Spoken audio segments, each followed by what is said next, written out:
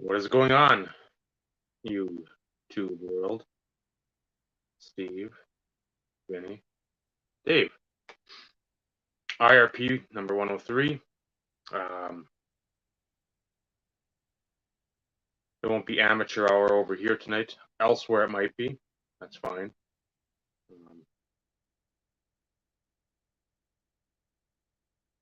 It's a competition, but you can't compete with the brand that's been on the night for 2 years. So,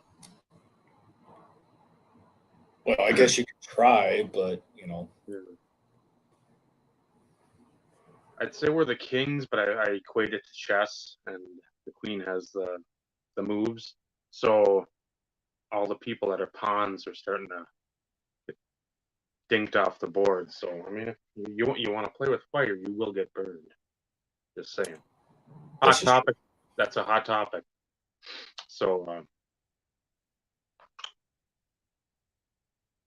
it's been a minute, which I don't know. I do like the weekly thing, but I do like when there's like a little breather, even if it's not planned, just because thoughts can collect more so, especially for the topics at hand. So yeah, last week sucked. So oh no, that's correct. It wasn't like a oh man, what a fun break. This was horseshit on all accounts. I will wait a little bit until a little bit later on into the show, let more people come in so I don't have to repeat myself. I will give everybody a brief bit of information as far as what transpired last week so everybody is aware. It wasn't because any of us were having technical difficulties or it was quite the clusterfuck. Not in a good way, but No. I'll give it a little bit of time. Let a few more people pop in and hey, Paul, so I can take care of it in one fell swoop.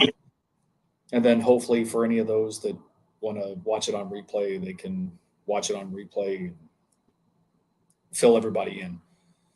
Things are better. I will say that at least for the time being. But last week was tough. So I'll leave it at that for now.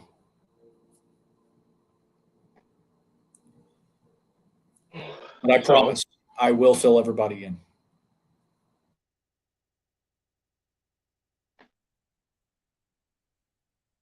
What's up, LA Pats? So yeah, it's been a long week for all of us on different levels, different varying factors, and obviously some more touch and go and serious than others. Patience at every corner, nook, and cranny has been pushed. Not to Paul Heyman to the extreme, but it's getting there. The soul pulls will need to come out in some situations, and John Daly's driver maybe knock some sense into people, and on all accounts. And yeah, tonight, interesting topic per se, I guess. I don't know. Yeah, considering you've lived it more than us two per se, us being Vinny and I probably should do something with the upcoming big big deal, big purchase that's still brewing, but working towards finalization. Not going to spoil any details. Not going to say anything. It's going to be.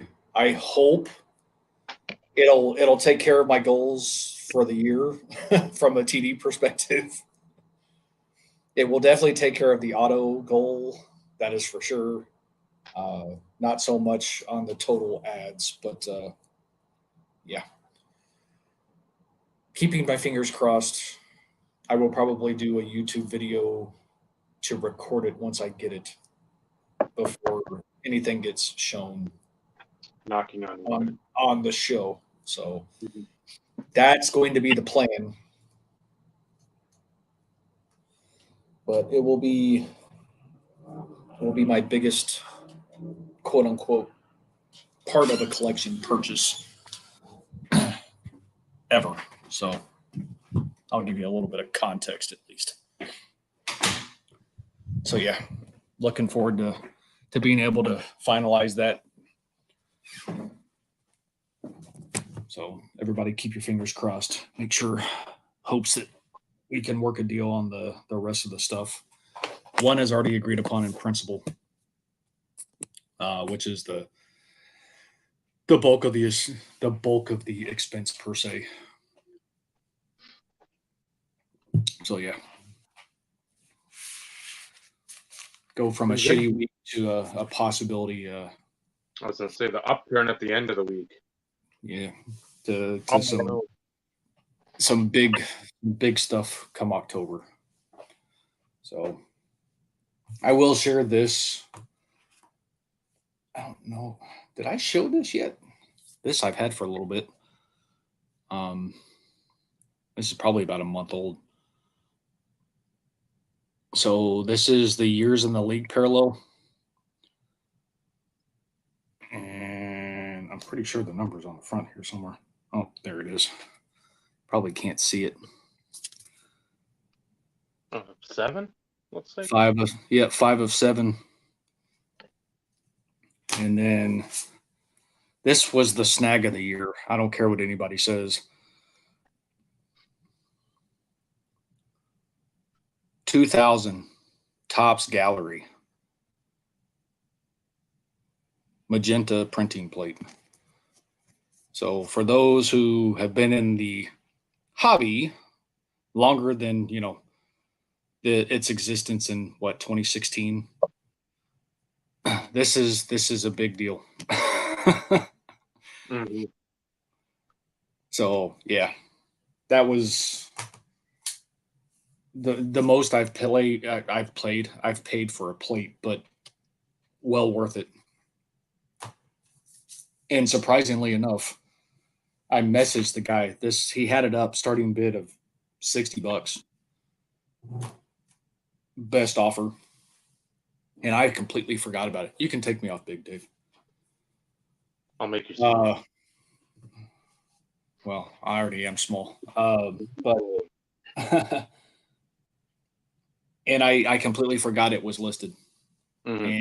And I always double check my ended stuff because eBay has an issue sometimes of not notifying you when stuff's up on auction about to end. It's been really bad lately. Yep. And I saw it ended. Nobody bid on it, no nothing. So I messaged him and I was like, hey, just out of curiosity, is this still available? And he's like, it is. And I'm like, sweet. He's like, seems like you're interested. I said, well, absolutely. He's like, did you have a price in mind? Or he's like, it seems like you already had a price in mind. He's like, what do you want to offer? I'm like, dude, I'll give you what you originally had it listed for, starting bid. He's like, done. So for something 2000 printing plate, I'm like, I can't say no to that for $60. I mean, I usually average, between 32 and like 44 a plate, give or take, for a few bucks more to get one from 2000. I'm like, yes, please, all day. Do you have the others? Yeah, there's a lot of those old classic.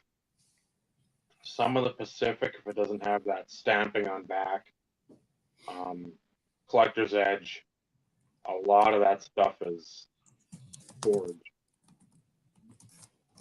That the Pinnacle ones were the first, I think. 97 was the first time they put them into actual packs to pull them, and then that started to become a thing probably a couple years later, because I don't think it caught on right away. It wasn't something that you still had like the masterpieces. You still have like the Ultra in '98. You had the Flair Showcase masterpieces.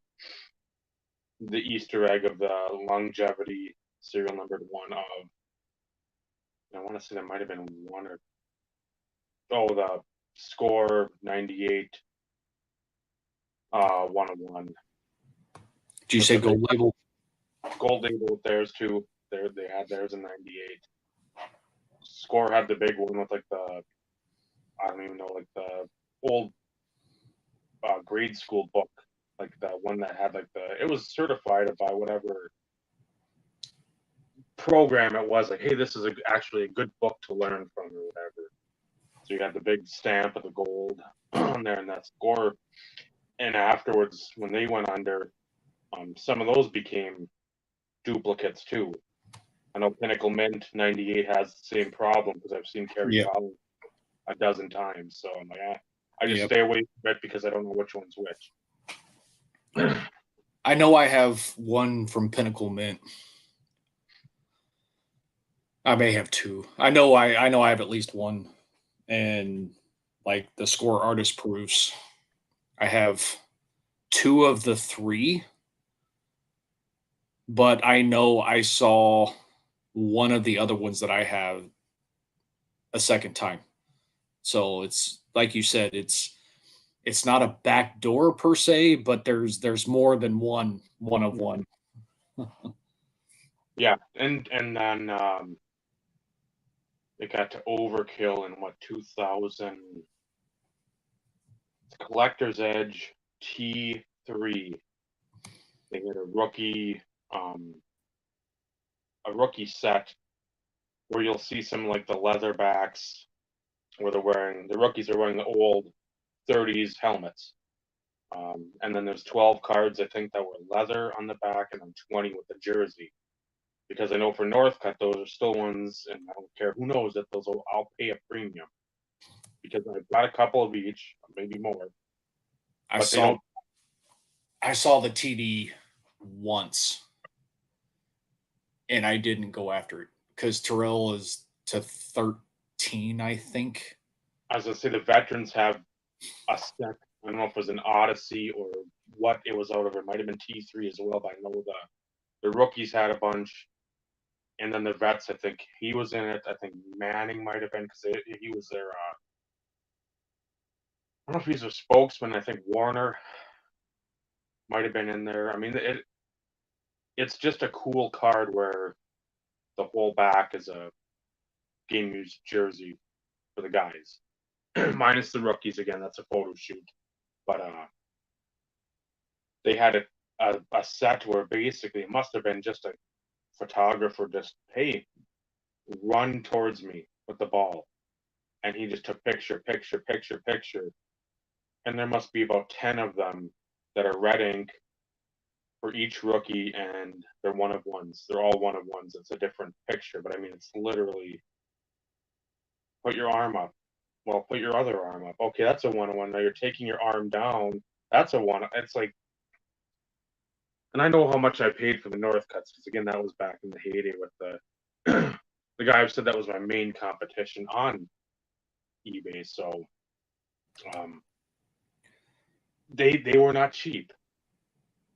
And I do you regret paying that much at the time? No, because you want them. But if I could go back, again, a lot of things would be different. A lot more things that were just a hot air balloon would now be into like a clown making a dog out of a balloon. It'd be real focused and real narrow minded. Where you're like, okay, I'll throw a dart that way, but I want to stay a little more slimmed up. But again, I'm happy to get them I've got them that I know I won't find them again. Well, and that's the thing. It's especially Tom Brady. He was in that product, I think. So I mean that instantly makes it impossible to bust. Yeah, it's when you get a chance, and you've said this before, Dave. If you come across a set from like the 90s and you find something that's really cool, and you don't you want to see what it looks like, but you don't want to pay like the big bucks for like your guy maybe or the big superstar. Mm, You always say, just get one yeah. just to see it before cough up big bucks for something in the event that you don't like it. You know, as a player collector, it's tough. I mean, you go after anything and everything, no matter what the hell it is. That's purdy.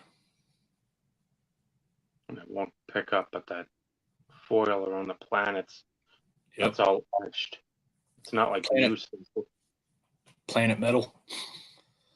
No, this one is Gold Universe. Gold Universe. I don't know that one.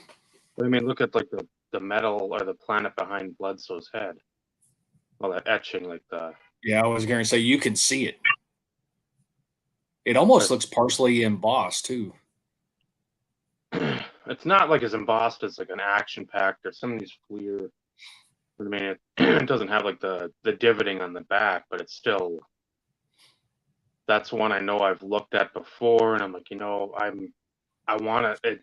It's like, what is that planet and those planets down there? Are they what I think they are, or is it the stupid new stuff where you have just the holographic sheen and that the planets in the background are just there? It's not something you can build off of a card. So when I got that in, I'm like, now I might look at some other guys. I'm like the Favre, if he's in there, I'd like to pick that up. Just a Favre, Brunel's in there.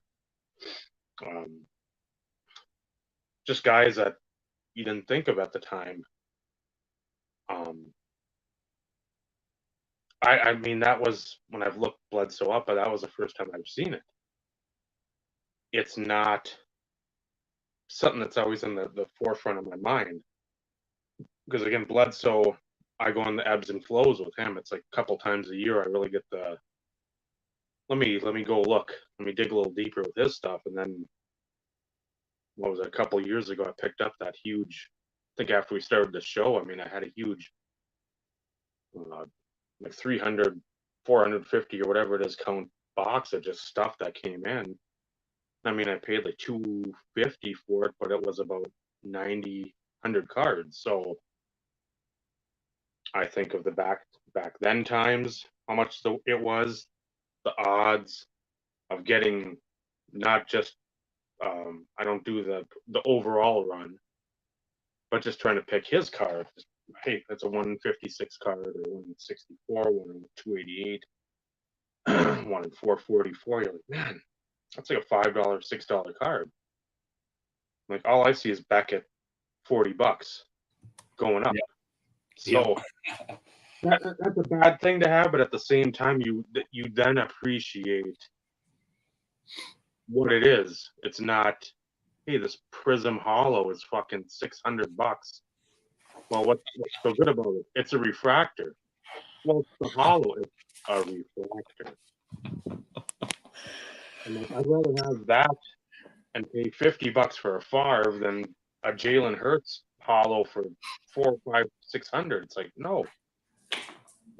That card of Favre, Bledsoe, even Tim Biaka, Batuka, Lawrence Phillips, whoever. I'd rather have that. Right. But Vinny. Yeah, well, Vinny. Earth to Vinny. Hi. What have you done card wise as of late? Went off my goals so I could buy something cool. So I figured readjusting those to get something that I really want was worth it. So got to figure out which ones I'm going to nix, but I think a couple of them are getting taken off the list so I could acquire something else that's on its way. And But then too, it was the right price. That's where it wasn't like Vic. I'm just gonna throw money out there because I'm bored. It's yeah. it was something I wanted. It was the right price, and it was one of those. Did I just win that? So I know what it is. Dave knows too. I didn't know if you told Dave too. Yeah. So I'll show it when it comes in.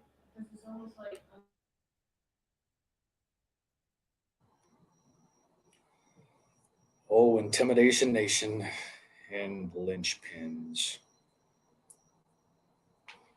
Again, the picture That's of rookie. Van. That's rookie year of his too, isn't it? I don't It know. 1897. It looks 98, 99. But yeah, Oh. usually the year before. Yeah, because it was like his rookie year was 97, wasn't it? But yeah, that's another guy I've looked at just because, again, that 97, 98 year was not real favorable for basketball. At least the rookies. I mean, you had Duncan, you had Van Horn, but one of those rookie classes when you have it the year before, Iverson, Camby, Kittles, Ray Allen, Starchild, some guy for the Lakers, Steve Nash, and then the year before you got Stoudemire, Garnett, Rashidi Shidi Bang Bang, Stackhouse. I mean, it's like you go Duncan, the big fundamental, who's insane, but did he elicit excitement? O'Grady was 97, wasn't he? Yeah, but I mean, that was another one that was sort of like, okay, is this the next Kobe, or is this going to be somebody that fizzles? I was just making sure I had my year right. Yeah, but I mean, that was one that, like, okay, he has the potential, then he goes on to do well, but Toronto, he didn't do a whole heck of a lot. Right. But yeah, it's just Good luck, Canton, on the Kobe linchpin. That's a big card. I looked at several because I sold my Moss to Bob, and like I'd still like to get one of somebody back in the collection. I've got the Intimidation Nation. I think I picked up, what was it, a couple. It was Emmett Smith in a lot. I don't know, a couple years ago, and so I've got that. And those cards, as cool as they are, they're another one of the vastly overrated inserts. Yeah, they're not fancy. They're kind of blah. Yeah. That's one of those tough pulls that are just sort of like, if you would have done them a little differently instead of the face, like right up, or if you would have done a veterans, if you would have done Mike Singletary, the eyes, Jack Lambert, Nitschke, folks of that ilk. Okay, Jim Brown, those are people that are intimidating. Jack Youngblood, but I got another one coming in. I thought dirt cheap, criminally cheap, and then that led me down a path of looking up some of that guy's cards. And Wait, no, that I don't believe you, Dave. That never happens. no, Ever. I'm glad I'm sitting down. it's a rarity. I know this, but a guy I used to collect eons ago. But again, that's when you could collect 8 or 2 or 3 superstars and a handful of like the middle tier guys, and still, yeah, I mean, there's so many guys out there. Chris Dolman had an intimidating face. Richard Dent. Romanowski.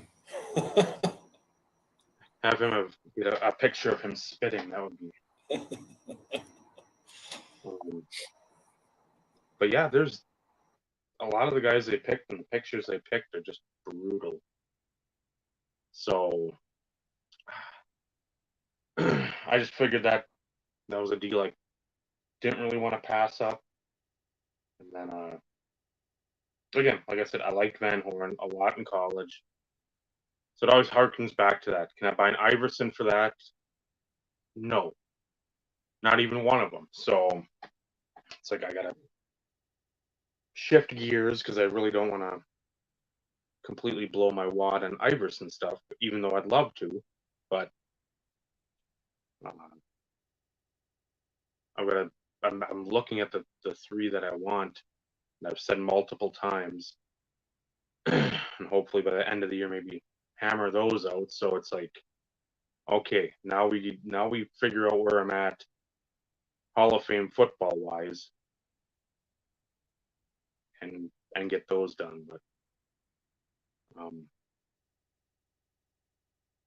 I'd say the reason for and I will be talking, Steve will be talking sort of what's going on with him, what went on with me the last week and a half ago ish, nearly 2 weeks,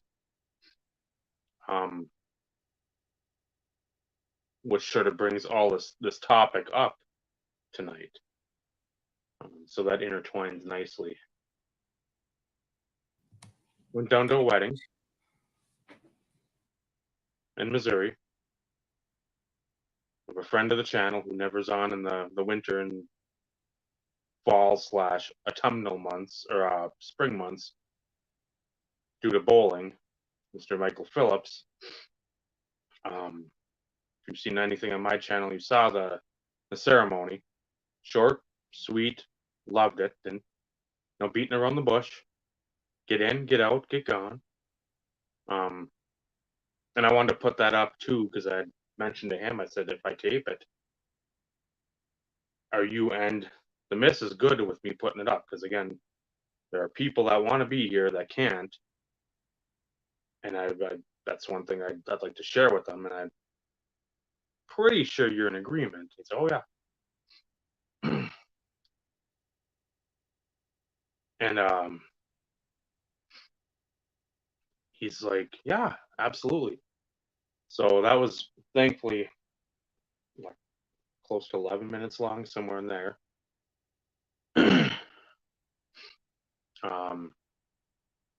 Got Smitty on a video, which I told everybody I wanted to do. Get him back and at least show his face amongst the public. Tristan and I stayed at just I loved it. The first night was scary as fuck because of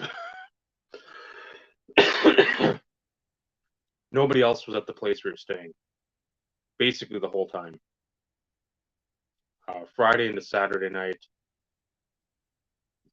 it was one Mennonite couple, believe it or not, was there for a wedding of, what do you say, I think his boss's son, Saturday night or Friday night it might have been. And but it was just like an old house that was sort of expanded onto, it was a nursing home and then it was a assisted living facility, and then it was turned into a like a bed and breakfast. Only place we could find that wasn't a hotel that jacked you around, because we had our pup with, we had Lily with, and had to find somewhere to stay with her. So that worked out well. TV didn't work, which that was fine. We could get to sleep pretty much as soon as we got back, settle our stuff, and then go to bed, which again, nice, and not to be up till 11:30, 12 when you're struggling and straining. Air conditioning thing worked. Bed was comfortable. Relatively inexpensive. It was about $108 a night after fees, taxes, whatever else. So, and breakfast was fucking stupid good. That was literally the best ham I've ever had in my life. It was juicy. and it was like a fried ham, and it was super tender, and I wanted to go back and just eat all day, but it was one where I think whoever was like working the grounds, other folks during the day, they and I think it was the first night or first breakfast, the kids were sort of waiting for us to eat so that they could eat leftovers because there was just us. Which I'm like, I don't want to take all their stuff and we're going to be eating somewhere anyway. So did that. Wedding was Saturday. Small, which I liked. Not a huge, like hundreds of people, so you can't really intermingle with folks. Tristan and I sat down right next to Smitty's wife because I'm like, I think this is her because she's got two kids with her, and I'm like, that's, and one looks to be about 5 or 6, and I'm like, I know he's got a son that's, oh, all the time. It's the worst. That's a whole that we could have multiple shows about that topic. Yeah. Yes. It's absolutely abysmal. You should have 6 tops. 6 to 8 we've said I think before is a spot where Find a happy. Yeah, it might be too much, but at the same time, it's better than like 48 parallels of shit and Fruit Loops parallel and the checks and does Mikey love it? The life parallels. No, just pump the brakes, everyone. But Friday, I brought down cards, and I hadn't been over to Ryan and Neil's in near St. Louis. We'll just call it that because I can never remember. It's like St. Peter's, St. Charles, somewhere over by St. Louis. I've been to the Florissant one twice, and that's just north of Ferguson, where some riots happened a good number of years ago. So for them to move west, that was beneficial for me. For me interested to go out that way, and brought the stuff from the videos. And I popped, I think, a few more cards in there. So I'm like, okay, some St. Louis guys, some older stuff, like old prospects of the Cardinals. Hey, give them the kids. I don't care. A kid comes in and he's just looking and newbie, here, have an auto. I'm sure they do that anyway, but it's like, that's your stuff. That's St. Louis. Literally, I just finished a deal with Bob Wilkie when I walked in, and Neil's not there or visible. Ryan's not visible, so I'm like carrying my boxes in. And,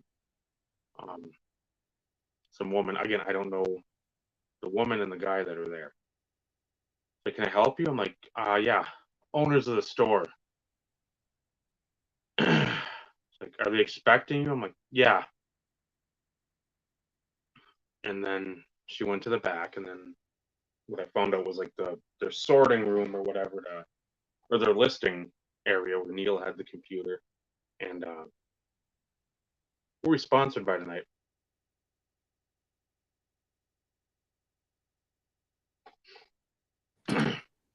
Look at the ticker. I know, but I'm sure a verbal cue too would. Well, we're sponsored by this, but sponsored by the Better Half. Thanks again, as always, for supporting us. She renewed our subscription to StreamYard. So, in actuality, all future broadcasts will be sponsored by the Better Half. But I wanted to give her the proper dues for this evening and have the ticker across the bottom. So we do thank you very much. The proverbial tip of the cap. Yes.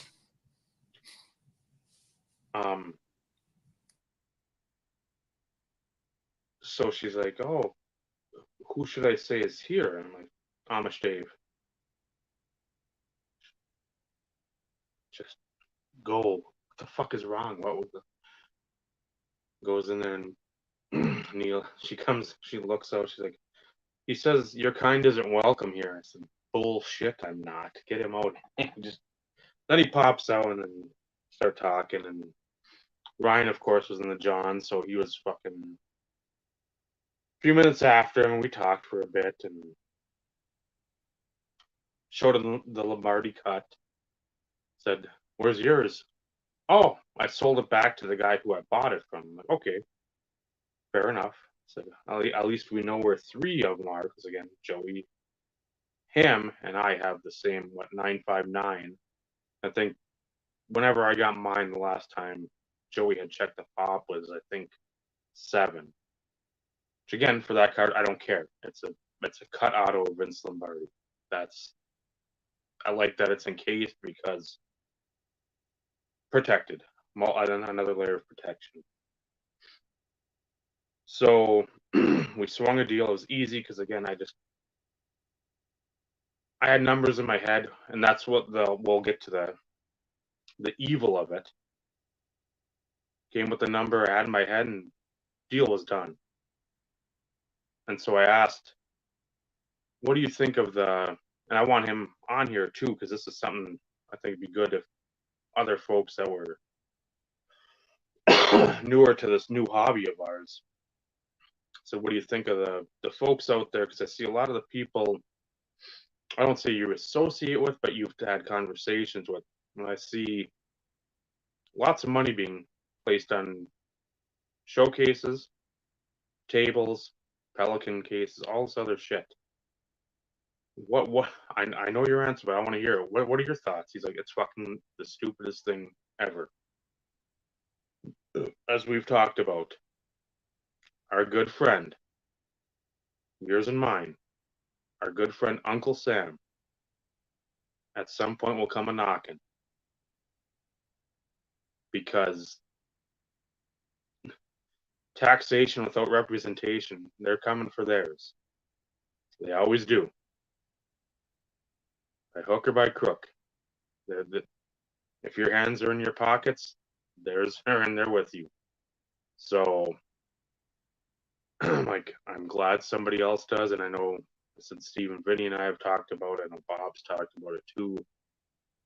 Why? I said our business dealings are our business dealings. I mean, you don't have people going out right away, hey, I acquired a company and this is what I paid for it. Some of that stuff eventually comes out because it might be public knowledge or not free will or whatever it is. But a lot of the stuff I'm like, to get 20 viewers that don't know anything about something. It's like, you want to flex on that? Okay. So it's good to hear that. So yeah, was able to do that. Yeah, exactly. That's I think we're going to have a handful of those over the next several years because they won't be able to cough up the stuff. Hopefully it's more than a handful. I know. I can think of about half a dozen right now. Yeah. So swung the deal. Him and Bob were going to go out to eat. Said, hey, you want to come with? I said, no, I'm with my lady. She's got her dog with. We still got to look for a couple things, wedding clothing wise, and we just ate Popeyes. So I had to represent the brand. Spicy chicken sandwich. I got to eat one. Lily, the pup, decided to pull a bag out of, or a trick out of her bag, never been used before, and opened up a zipper cooler bag while I think we were eating breakfast Saturday morning. So we came back in, the Cajun fries were everywhere, or the crumbles were, and then the chicken sandwich had been chomped on a bit, and trying to find a Popeyes, not in Kansas City and not in St. Louis area or St. Louis proper. That was a tough thing because I think there's maybe one in Columbia, but we were already running behind on Sunday, so I didn't stop. So that'll be coming up. I'll get another one a couple weeks here, but made the deal, and that's when you always start thinking, because again, with us, whether we like it or not, being actual collectors, there's always an attachment to the cards, no matter if you had it for a week, a month, a couple of years, a decade. You're sitting there, it's like that's a card I've had in my collection.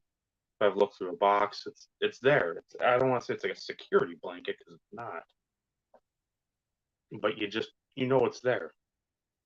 So now there's a lot of that stuff that isn't around, and you're like, oh man, and you start thinking, what? You go through your process of trying to part it out dollar wise in your mind, but it's like, okay, several sales have generated meager responses.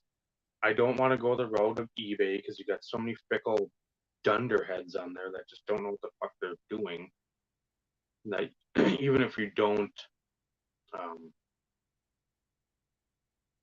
allow returns, you'll still get people that will fucking try to hammer you for negative feedback or try to hold you up some way, shape, form, or fashion. It's just like, for me, the best way to do this was like, okay, if I bring this stuff down, even if he's like, I don't need it, that's an option.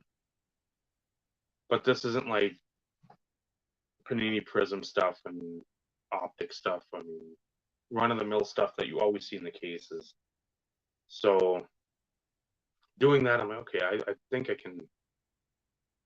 You might want something because again, I know his tastes from back then, they have changed, but I still know what he likes, and I know obviously what would move for him. So you're able to make the deal, but then you think, did you get a fair value? And I did, but you sit there and you just, for us collectors, you second guess. And Damn it, I've gotten more. If I would have just done this, could I gotten a little bit more? Which means I could have gotten this on top of this that I was planning to. Yeah, it's that double-edged sword. so, I mean, I'm probably think of that for many years because that's my brain. I overthink so goddamn much, and nothing can just die and let it be off to the side and just go away thoughts. Nope. It's This time you dug into the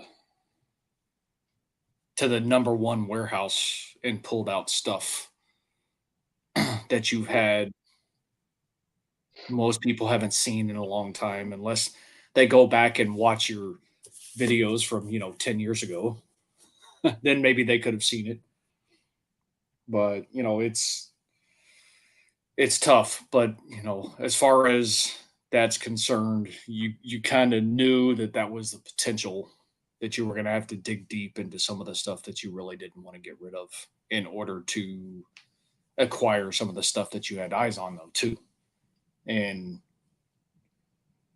I know you well enough that at some point, at the end of the day, once you have them all, you're still going to be able to look at those down the road and be like, you know what? I'm glad I did it. mm-hmm. Right now, it's you're still glad that you did it, but you're like here instead of here. And So as soon as those, it's such a fucking generic term now because these dipshits, because we used to call them grails, and they were actually grails. It's not, hey, viewer, I might have gotten my grail. Tune in for my next episode. And we've said it before with the Michael Jordan rookies, the Michael Jordan stickers things. People get them. Hey, it's my grail. I've chased it since I got into cards. A month later, it's gone. That's not how this works.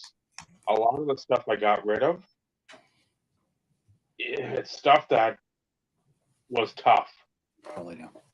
But, as Steve alluded to, I knocked my top 3 off the list, and I'm looking at something else where I can get it at a price where I'm like, it's not exactly what I want, but to pay, this is truth. It's The truth comes out. yeah. I mean, We've been called out. You dumb fuckers are all fooled. Cut the show. We're done. The it's up. Tune in whenever these other shows that are trying to steal our thunder. We'll go on with the top 5 flips of the week. Well, we'll do that every time. Said nobody ever. The top flip of the week. Yeah. The bird does it again. The truth comes out. So damn you, Maximus. What did we tell you about coming out and freaking calling us out, man? Damn. So yeah, I went after a Jerry Rice auto because that's one I went through my mind. I'm like, and that's gonna be something as the next snowball down the hill is trying to go through who do I have Hall of Fame wise. And again, this isn't a Wuju trying to get these guys where, man, there's some dudes out there that are impossible to find. I'm surprised you went old school. Oh, that's the way you go. Oh man. Was it Wuju? What was it? 2004 or 20004? Yep, 2004. Holy shit. And I know he sold shit off the same thing. And again, I don't know. I know he'd be another guy I'd like to get on here, Johnny T. Morgan. Just because that might be something down the road. Be like, how do you motivate yourself? And again, life. That's usually the thing that pushes, literally, figuratively, all pun intended, all the cards to the middle of the table. And his Hall of Fame collection was fucking absolutely ridiculous. That was, and he wasn't constantly pimping it. He wasn't constantly on every other day, like picking stuff up. It'd be usually a handful a week. Sometimes it'd be like the lower end quote Hall of Famers, the Charlie Taylors, Ollie Matsons. People of that ilk were the autos at the time you can get for a relatively good price. But there was some stuff that you just didn't see. I mean, it's like, I don't even know, like Curly Lambeau stuff. And he's got it. I know some of the stuff that he was hunting 10 and 11 years ago. Well, I'll say 10 years ago. In the thousands, which in that time, from a sports card perspective, there weren't many quote unquote comma cards. They weren't like they are now. And some of which weren't specific card wise. There were some in which it was like PSA DNA certified postcard or something because they just didn't make the cards of certain Hall of Fame people, or they had been dead for 50 years or something. Mm-hmm. But there were some of the big ones that, thousands of dollars he was having to pay for them. And it was ridiculous, the stuff that he came across and had. Unfortunately, he had to part with almost all of it. Mm-hmm. But it's one of those in which a lot of people could have learned something from that guy. Oh. If that's what they wanted to focus on specifically. Hall of Fame. And it did. If they were in the Hall of Fame, he wanted a certified autograph. Yes. In some shape, form, or fashion. And it was freaking ridiculous, some of the stuff that he would get. Holy cow. No, Ty. Everett couldn't even sniff his crotch. No. And that's not an insult to Everett. Everett has worked hard to build that, and he started that years ago. And he's amassed a pretty phenomenal collection. But he couldn't even hold his hold his sack, man. I'm sorry. No. I mean, he had stuff that was like auction fucking stuff that you didn't see. This wasn't, hey, I got a fucking Jim Kelly to 5, a Barry Sanders to 10, a Staubach to 5, fucking Bart Starr to 20. It was people you don't even fucking know existed. And then you read about them, like, oh, shit. This is like the first commissioner. I can't think of his name of like the NFL. It's like all the guys back to the Canton Bulldogs, the Duluth Eskimos, all those guys. He was chasing that stuff where it was absurdly eBay search wouldn't even fucking register. No. You're looking at hunt auctions, the Robert Edwards. You're looking at fucking every auction house, hoping to come across whatever one, and you're like, oh, this is like whatever Rex committee this year. I'd like to knock it out of the park and get it done. And it's like he just kept waiting for a lot of the stuff, and when he got the monsters, it was like, holy Christ. Yep. So again, not to knock Everett, because I don't. I knock him because he's a stupid Patriots fan and he's an idiot for liking Tom Brady. I knock him for that. But it's like, that's if you liked Hall of Fame NFL dudes, JT Morgan, not some sort of insurance or lawyer. Wuju 2004, fucking, that was the pinnacle. That was the top of the mountain. He was on Mount Rushmore, and that was it. Yep. That was fucking it, because yeah, and I wish he still had his videos too.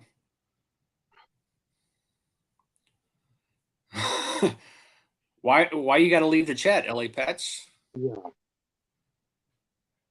We're ripping on Thomas Brady or Everett. I mean, or both. I mean, could be both. I think it's just the Pats.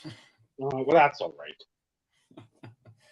Again, Hey, my Chargers look like shit, and they lost 2 guys for the year, and both for a long time. So I'm not talking football. I'm not even going there. Look, LA Pats. I don't want to say I'm a closet Pats fan, but I rooted for the Pats for a lot of years, all because of Bledsoe. All because of that guy right there. And I rooted for him even when Brady took the reins early on. Mm-hmm. So I am still a Pats fan. I'm tired of Brady. Yep. But I still have a soft spot for the Pats. But it all originated because of Bledsoe. And Coates and Brigsby and Meggett. There were others, but Bledsoe's the originator of the 50 pass attempts back before all the shit that it is now. 40 attempts per game. So he, as far as I'm concerned, he originated the full-on passing assault that we see these days. And those old jerseys, when they switched over from the dude, the actual Patriot from like the Minutemen times, hiking the ball, to the cool shoulder thing. That's like, it was like, okay, you got Bledsoe, you got Brisby, the Coates, McGinnis. Yeah, the 90s team was Chris Slade, I think, was on there from Yes, Virginia. it So, was it's like, it was a stout team. if Now you fought they if you fought the Law, Ty Law won in '95. yeah, can't forget Ty Law. Yeah, but And Bledsoe was the main reason. Yeah. And it originated with the 93 SP Yep. for me. Seeing that card and seeing what it was valued up and watch it how it like just did one of these. Yeah. And Yeah, I still yeah, Terry Glenn. Yep. Your favorite, my favorite, everyone's favorite, Curtis Martin. Curtis Marshall. So yeah, yeah. And at some point I need to I have two 93 SPs, one in the set and then of course my one individual one. But I still, and I always say this is all about finding time. Try and put the 93 checklist together for Bledsoe and start going through because I to me that's completable. And I would be satisfied if I could at least complete the 93. I'll say obtainable cards from 93 of Bledsoe. So all rookie year stuff. Dave, I know you have one set aside being the Topps Gold when you got the last stuff in of his. But Bob has the other one. Did I ever mention that I figured out the card that, God, this was how many shows ago? It's been a while. But Bob had mentioned, he's like, so Steve, I got a card set aside for you. You had mentioned it before. Do you know what it is? I'm like, I don't talk. I remember that. Yeah, I don't talk much about certain cards. And I want to say it was a couple months ago. I don't know if we were talking or if we were texting. And I was like, I figured out the card. He's like, huh? He's like, remember on the show you had talked about, you had set a card aside for me that you had talked about and mentioned before.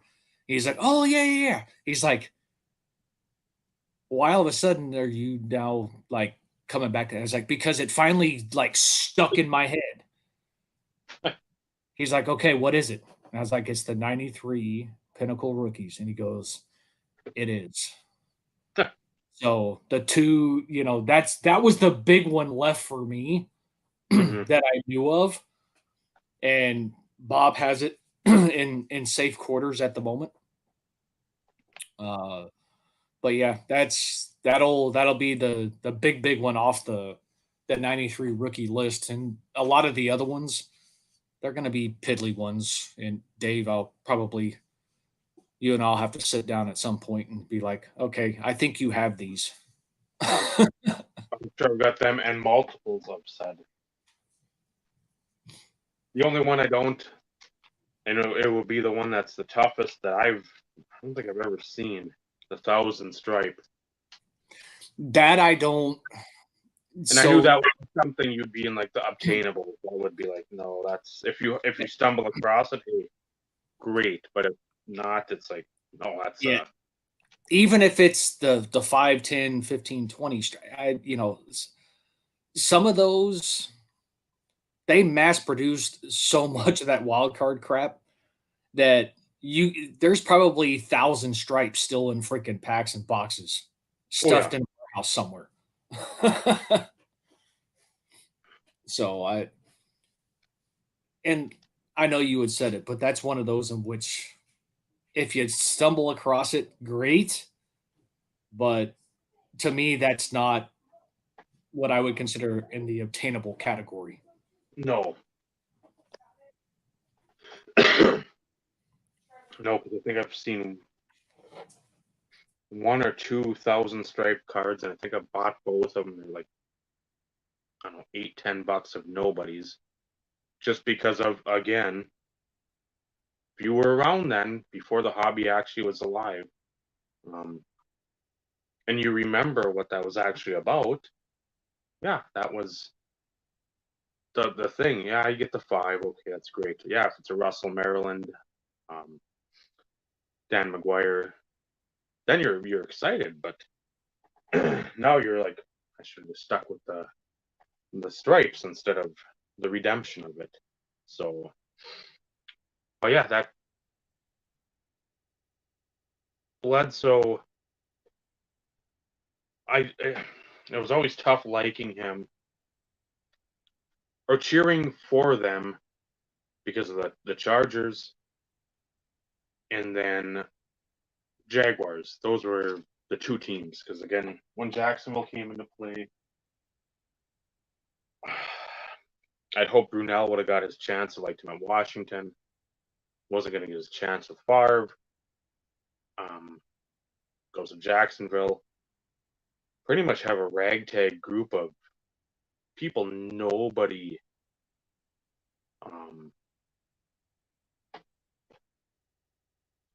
really thought of as offensive weapons.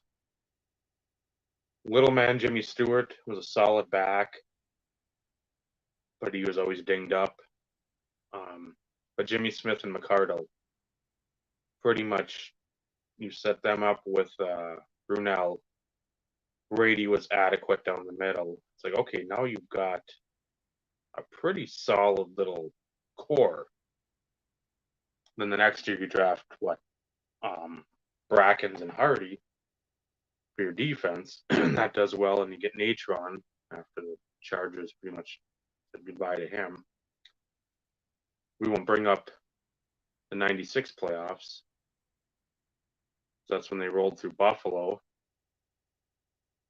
And then they went out west to the Mountain Time Zone. And I still remember that game as vividly as yesterday.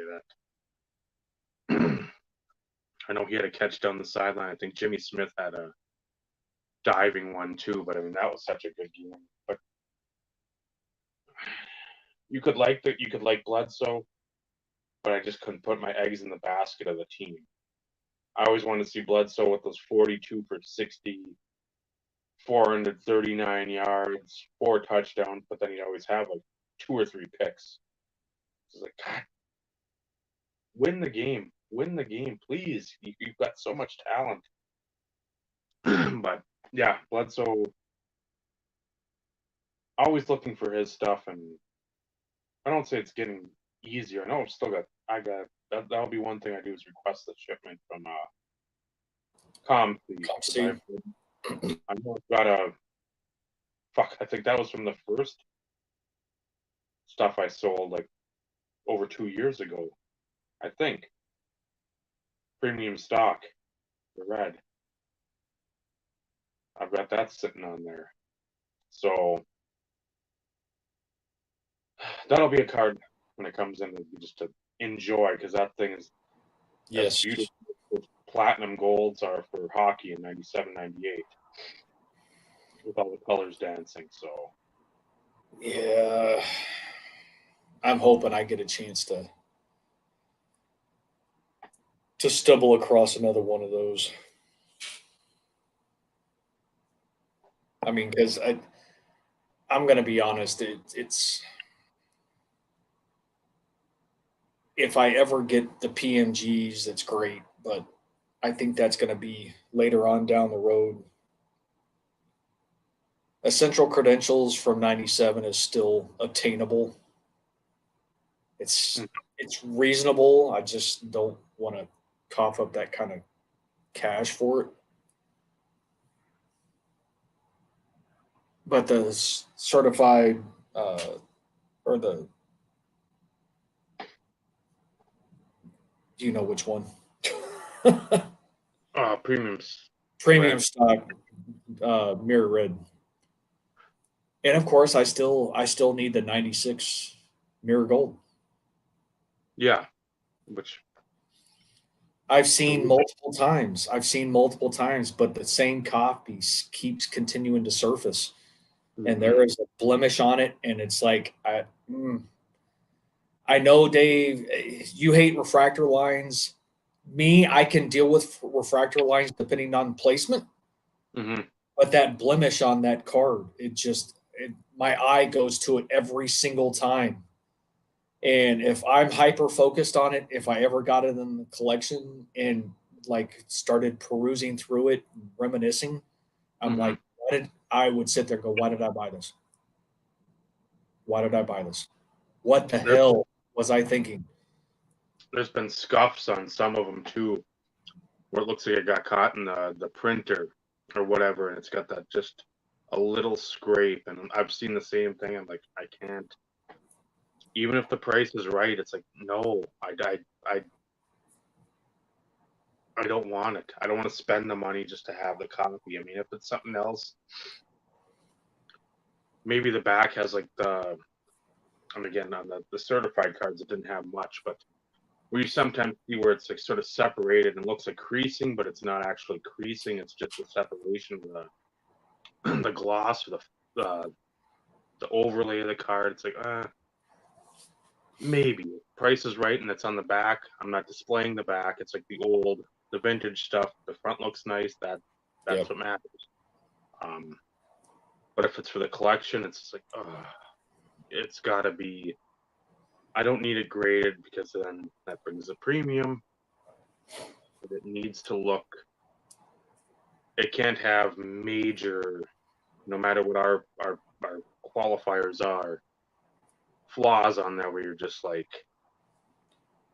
Some are tolerable. Yeah, some are tolerable, and depending on, and I don't want to say depending on rarity, depending on how frequent you've kind of seen them over a specific amount of time, usually is one of the factors that comes into play on where you may lower your tolerance level for certain issues, whether it be whiting or a partial ding corner. Because at least from my perspective, going into my PC, I'll never grade this stuff anyways. As long as it doesn't have a big ass crease down the middle and look all beat to shit. For some cards, you have to accept the tolerable risk of some of the chipping and stuff along those lines for certain cards. But like my Thunder Rave, it's got some whiting. It's got some chipping, but you don't see them. No. And I was lucky enough to get mine 5 years ago, give or take. And I think I still paid almost $80 for it. And in today's market, that's a steal. Yeah. Because you don't see them. No. But, Vinny shared a card with me. He's like, hey, all he did was send a picture. And I knew what he was basically what he was asking. You send a picture of a card of your PC player, you pretty much know what somebody's inquiring. And I told him, I was like, great card. Grand Finale, 98 SPX. I don't have one, but it was graded. It's graded an 8, which isn't a horrible grade for that card. No.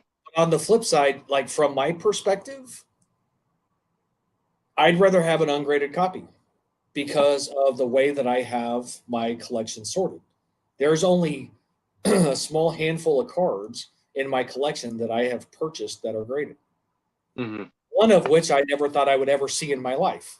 And it's numbered to 10. And it's graded like an 8 because the surface is trash. Well, the reason the surface is trash is because it's a wood card. So, and I'd never in my life seen one before. So I'm like, okay, do my research. Yeah, this is a legit card. I'm going after it. I don't care if it is graded. And then I have my finest Centurions numbered to 500 PSA 10, but that came via collection. Okay. Yep. And then I have like I think 2 or 3 autos that are graded. One's just slabbed authentic. One I think is an 8. And then maybe there's 2 that are authentic. No. Yeah, 2 that are authentic. Just slabbed authentic. But it's not something that I normally do because it jacks with my boxes because I have to sit them on top. I know it's. And we got way off topic too, by the way. Well, that's all right because again we'll loop back because that's.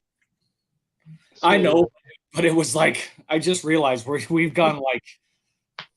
Which we always do, but I mean we've gotten to the topic. We're going to loop back, and it's also actual informative and interesting, at least to us, and I'm hoping the viewers out there.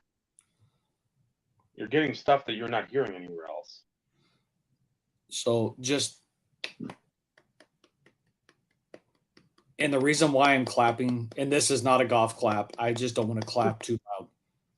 Set collecting. That is what I'm clapping about.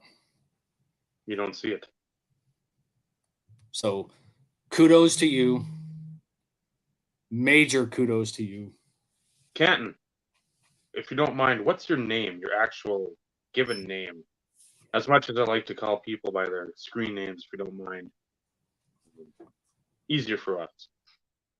But yeah, it sort of hearkening to the Steve not wanting the graded cards, but the wood card pops. It's like, yeah, you're not going to find it because if it's from 97 and you haven't seen it in 20 years or 22 years, whatever it's been, guess what? You can't be like, it's graded. I'll wait. Pleasure to meet you, Mario.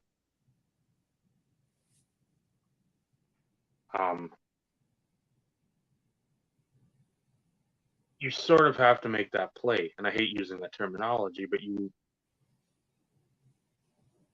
see something and it's like, okay, the value, especially graded wise, that's when I start taking, for personally,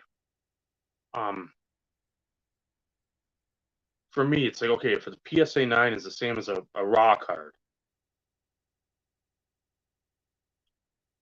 as much as I don't want the PSA 9, I might lean towards that just because in the off chance it needs to get moved.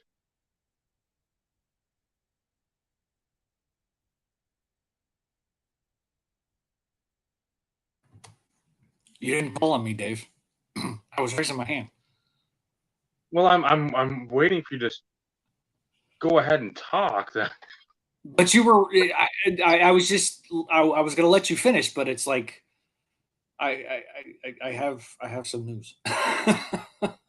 Okay. Steve, share with the class. So this circles back. Hey, Mike. And yes, Ty, PSA 8 is more like a raw. Yes. Yeah. Near mint to mint. But anyways, so I was talking about, the collection earlier. Because we've actually been conversing via text message, which is even better.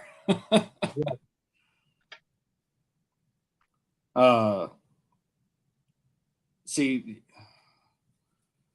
these are the type of people that you want to find and be able to deal with. Legit good dude.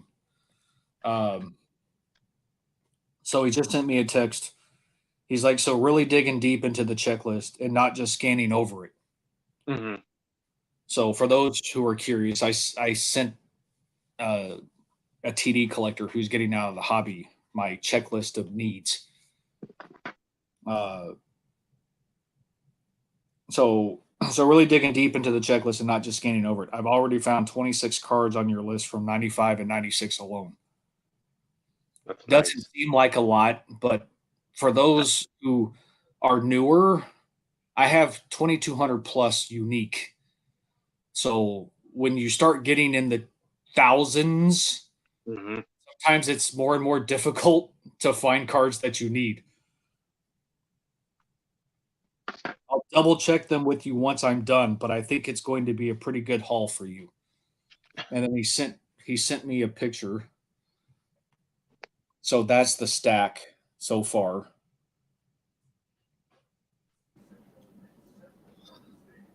So that's 95 Collector's Edge instant replay prisms on top.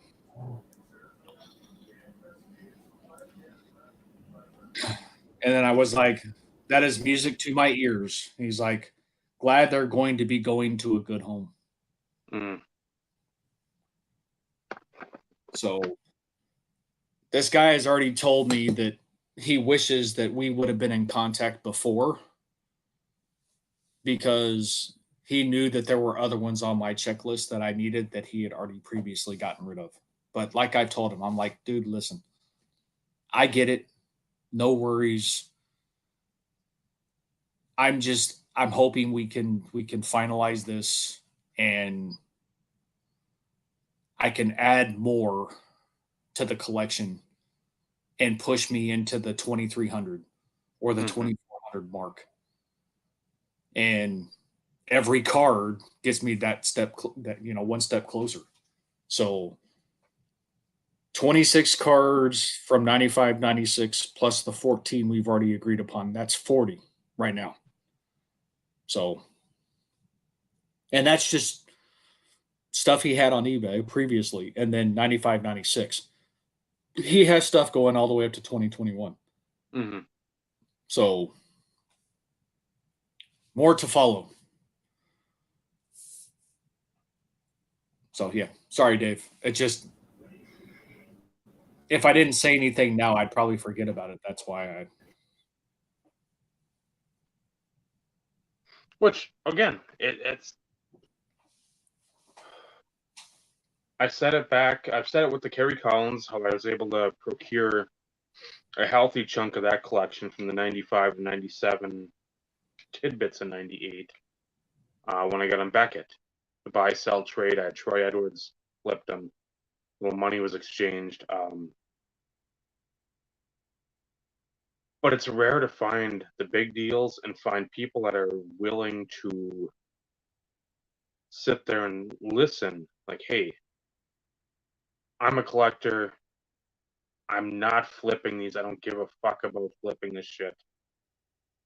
This is stuff that I've been searching for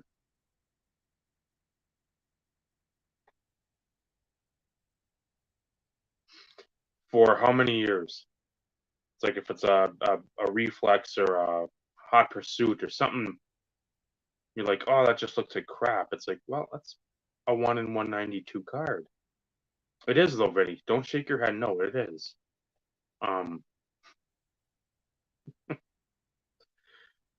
But to have somebody like, okay, I'm gonna do work on my end.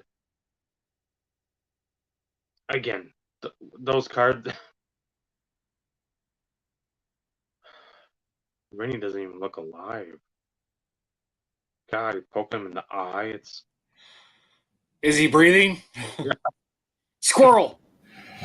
Mm-hmm. That was an interesting noise, Vinny. I don't know how to take that noise. That is cool. I haven't aggravated you all night. Shut it. Shut up. Hi, kiddo. Oh, Oh my god, I love her hair color. Better Half says hello. Hi.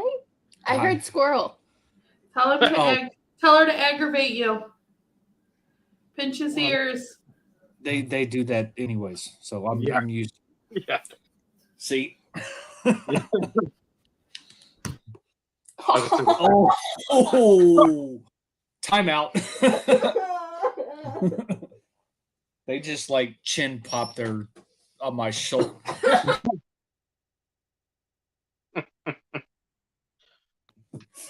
And bit the lip. That'll teach him. Hopefully. Hey, at least I didn't do it. That's the thing. If you would have done the old shimmy and It still doesn't make me feel any better that I didn't do it because I know that hurts. Oh, that's a pain. That's a pain and a half.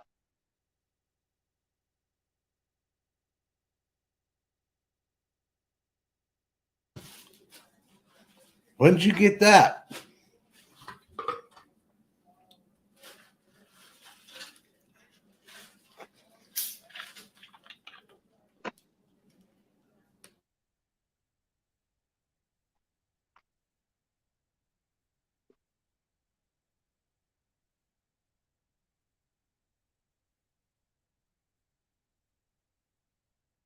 Not showing up at the 5.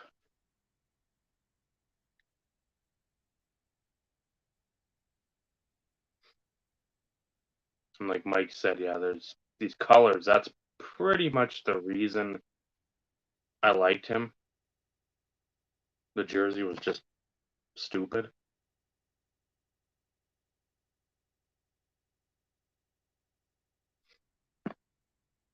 That one's a nice little. That one's awesome.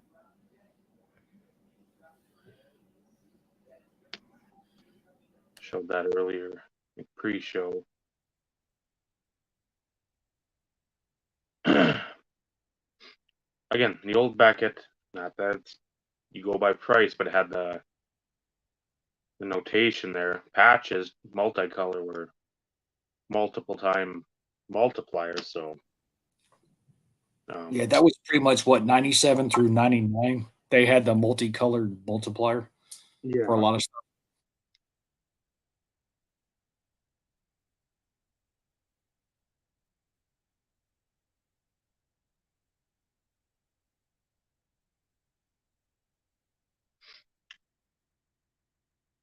I've looked at Kittles too, and I'm just like, I can't keep looking at all the. I don't want to say mid-tier guys, low end, because again, if you're in a case hit set, you're not. At the time, you weren't thought of as a jabroni. You weren't thought of as just like, hey, here's a Tom Tupa. Let's put him in like a rave review. It's like, really? No, you're not. Brad Johnson, you're going to be in a whatever set. Hot Hands. No, you're not. You're going to have, and that's what a lot of these collectors today that got in today don't realize. Like, hey, this guy at the time was the shit. Or people perceive like, okay, Lawrence Phillips, Yaka Batuka.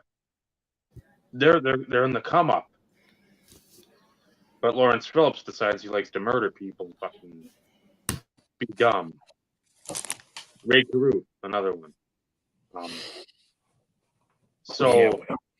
you could sit there and say, well, God, why is Lawrence Phillips in this? It's like, if you weren't around when the set came out, you have no real right to criticize it. Well, that'd be the same thing with Caruth, though. I mean, rookie in 97. So he was in 97 and 98 stuff. So, world of talent. They don't even have peas for brains because they're just stupid. So, but it's fun to pick up those guys. I know I got a couple Antoine Walkers coming in. That's another guy I really liked in college. I hate Kentucky, but I liked him in college. I liked him with the Celtics, and they started just going around and being sort of that journeyman. So at least there too, if I'm picking stuff up at some of these other guys, it's like I don't want to get a Bowman's best base card.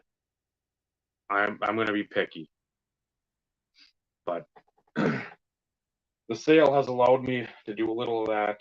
Obviously, with some of these Raheems that I think the two.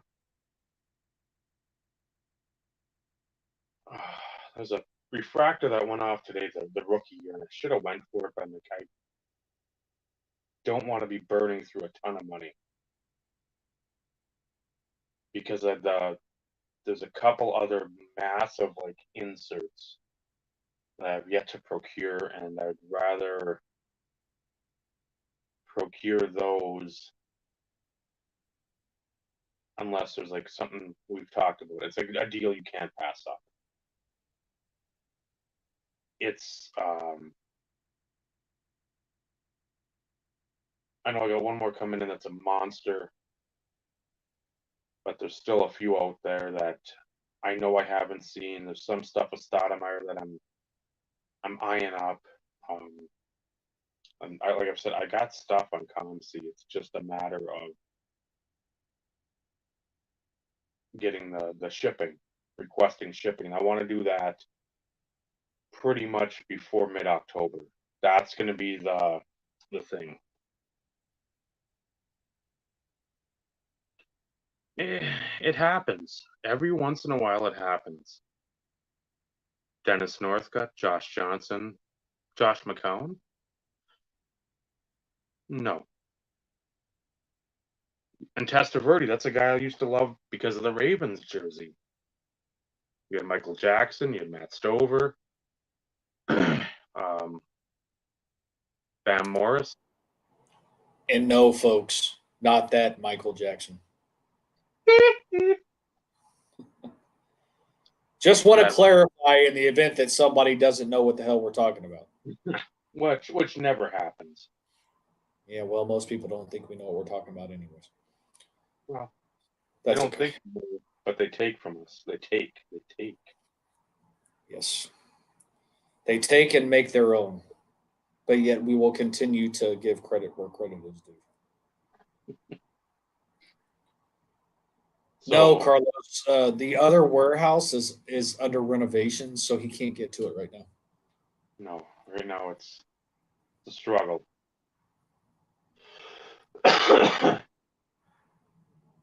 But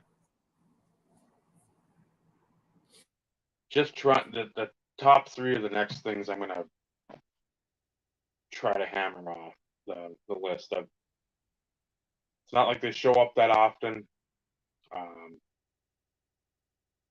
And I think as soon as, like Stephen mentioned earlier, it's like once those ones come in, and I can start looking and be like, what?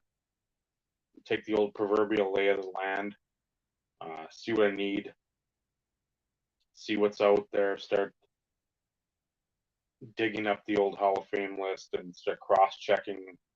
Hey, I got this guy. Hey, that guy. Well, I don't have this one. Let me go check it out. Then that, you'll always have those what ifs, but I think it's like a campfire at the end of the night. You'll have a few embers that are like couple in there you really maybe wish you would have taken out, but the rest it's like it sits here. You show it off. Hey, it's a nice card. Well, now those nice cards got me these fucking cornerstones of any collection cards. And especially if you know football. It's not all Pat Mahomes, Josh Allen, Lamar Jackson, Tua, Joey Burrow. It's not just them. You actually know the sport, the lineage, the history. Will Greer. Will Greer, that's 4 or 5x. I can see it. 4 times better of an investment than Kyler Murray. Dumbest fucker living. Sorry. I couldn't help myself. I'm going to say you watched a sports card radio video today. I did. I did. I did. So, yeah, but it's that's the stuff that people want to listen to, and look, if you have discretionary income and you want to bank that kind of cash into alternate investment classes, I'm not saying it's a good or a bad thing, but send your money to us, Dad. Yeah, let's face it. These are still young players. They have a lot of upside, but they have the potential for a lot of downside. Hmm. Bank on your Hall of Fame people. Period.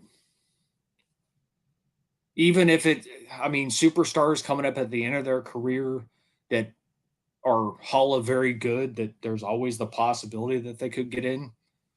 Bank your money there. But, if you're looking for the quick buck and the quick flip, then yeah, a lot of the more recent stuff, yeah, you have a chance to make some big bucks on it. But if I'm looking at it from an investment perspective as part of my retirement, I sure the fuck am not going to put my money in Will Greer. Regardless if he still has potential upside. But in all retrospect, if you think about it, if you're going to invest in a rookie player, your best bet is to always go with the quarterback.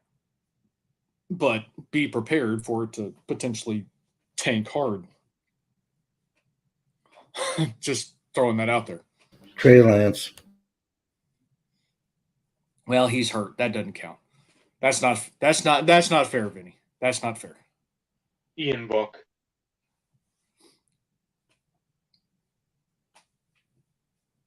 There's a lot of them. He spent $1,000 on his Black Finite. That's not even a good speculation.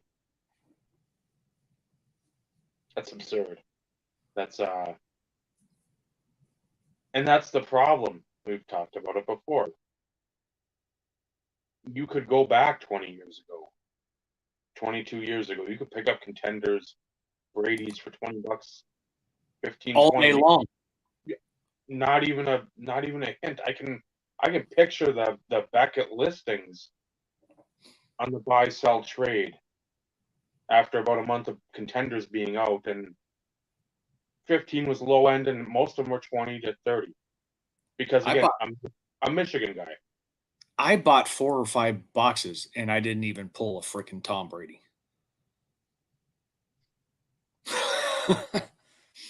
You would think lower draft pick, you would see them more frequently. Mm-hmm. I obviously wasn't one of the lucky ones. Of course, early on you're wanting Burris, Urlacher, Sean Alexander, Jamal Lewis, Mike Anderson, Pennington, Warwick. But you were wanting those guys. Yep. And back in 2000, it's not like later on in contenders, when they started doing on-card autographs in later years. 2000, they're all on-card. But later years, you had stickers and stuff along those lines in a lot of them. But later years, 2010-ish, you were guaranteed like one on-card rookie autograph. Well, that was like your rookie premier guys. Yeah. There was none of that guarantee stuff in 2000. No. If you pulled the big guys, you were doing well, but they were tough as hell to pull. I pulled Anderson. Anderson was a redemption. Mm-hmm. But that was the only big guy that I pulled. Everybody else was run-of-the-mill, or they had the NFL Europe. Yes, thank you. That's what I was looking for. I pulled like 4 or 5 different of those. And I'm like, this sucks. This is one of my autographs? What the hell? So, note to self and anybody else who's watching, be very careful if you decide to invest in a box of 2000 contenders. Oh. Just because Brady was a lower draft pick doesn't mean that's going to improve your chances. No, not even close. You're going to pull Ron Dugans and Sly Morris, and again, even then, you'd be doing better than some of these other guys. R.J. Soward, who flamed out pretty much after 1 year. Mario, do you still have the Brady? That's a hell of a pull, especially out of a retail pack. And yes, LA Pats, we remember good old Rick Meyer.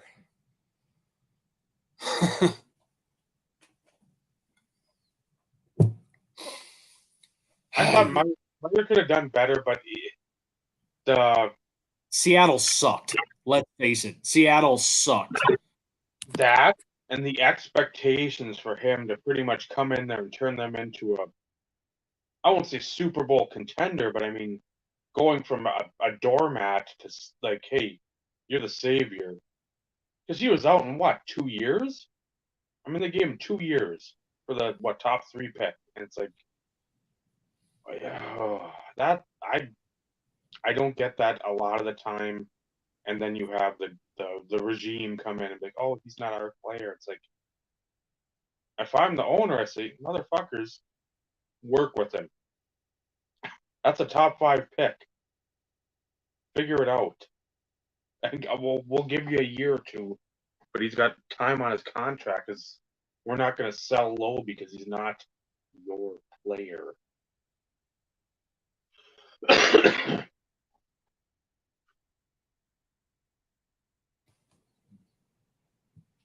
Well, Urban Meyer's a fucking dingbat too.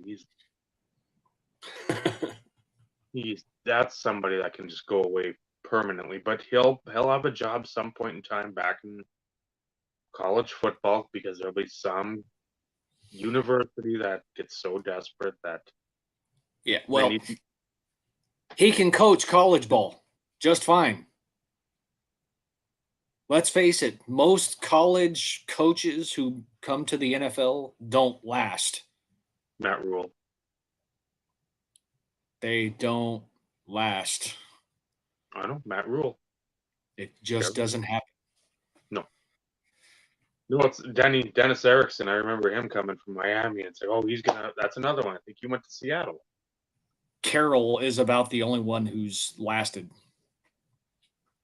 for an extended period of time.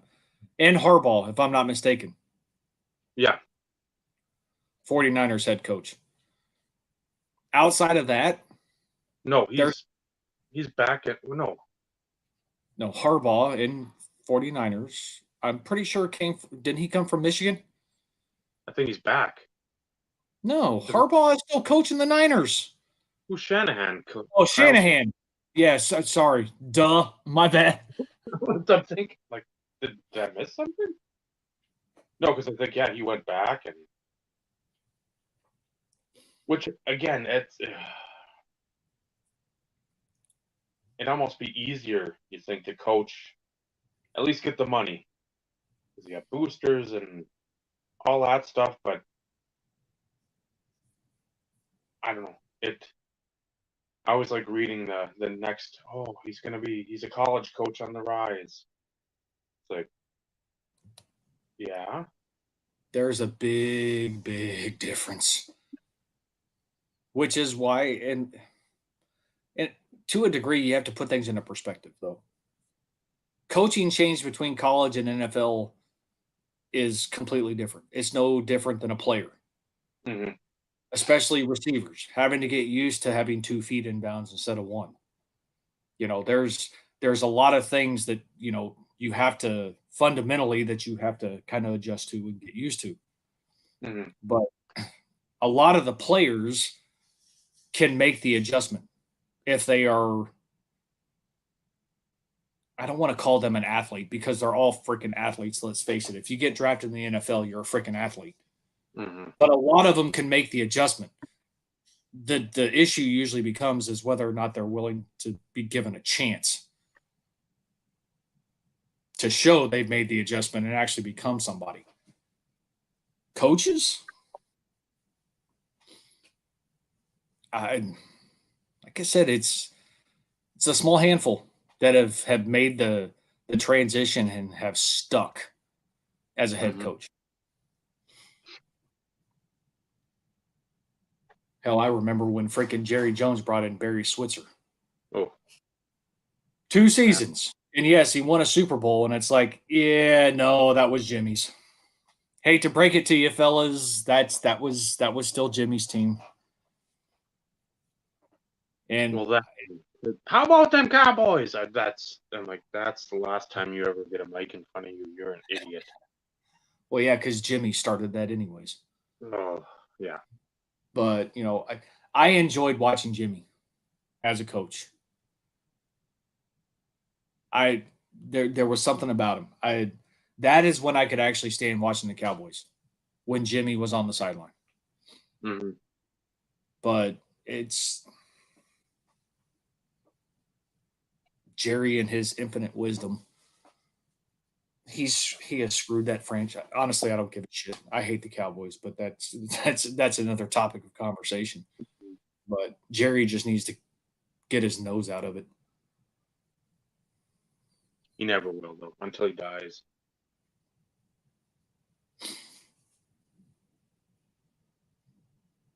Damn, Mario. 86 Fleer. Yeah, I can't tell you how many times I stared at 86 Fleer packs at the card shop when they were $10 a pack, knowing that I could pull a Jordan Mm-hmm. and a Jordan rookie sitting in the case for a couple $100. And that's always a card that I've wanted. Mm-hmm. But hell, at the rate that the PSA 10 keeps dropping, shit, we all may be able to afford one before too long. Hopefully. Well, Rick Probstein's got 15 of them. I'm sure he'll sell you one. Yeah, somehow, shape, form, or fashion, we'd agree on a price, and somehow I'd be shill bidded up, and I'd have to pay more. Yeah, this is true. Oh, wait, did I say that? Yes, I did. Well, not if it wasn't a tag holder.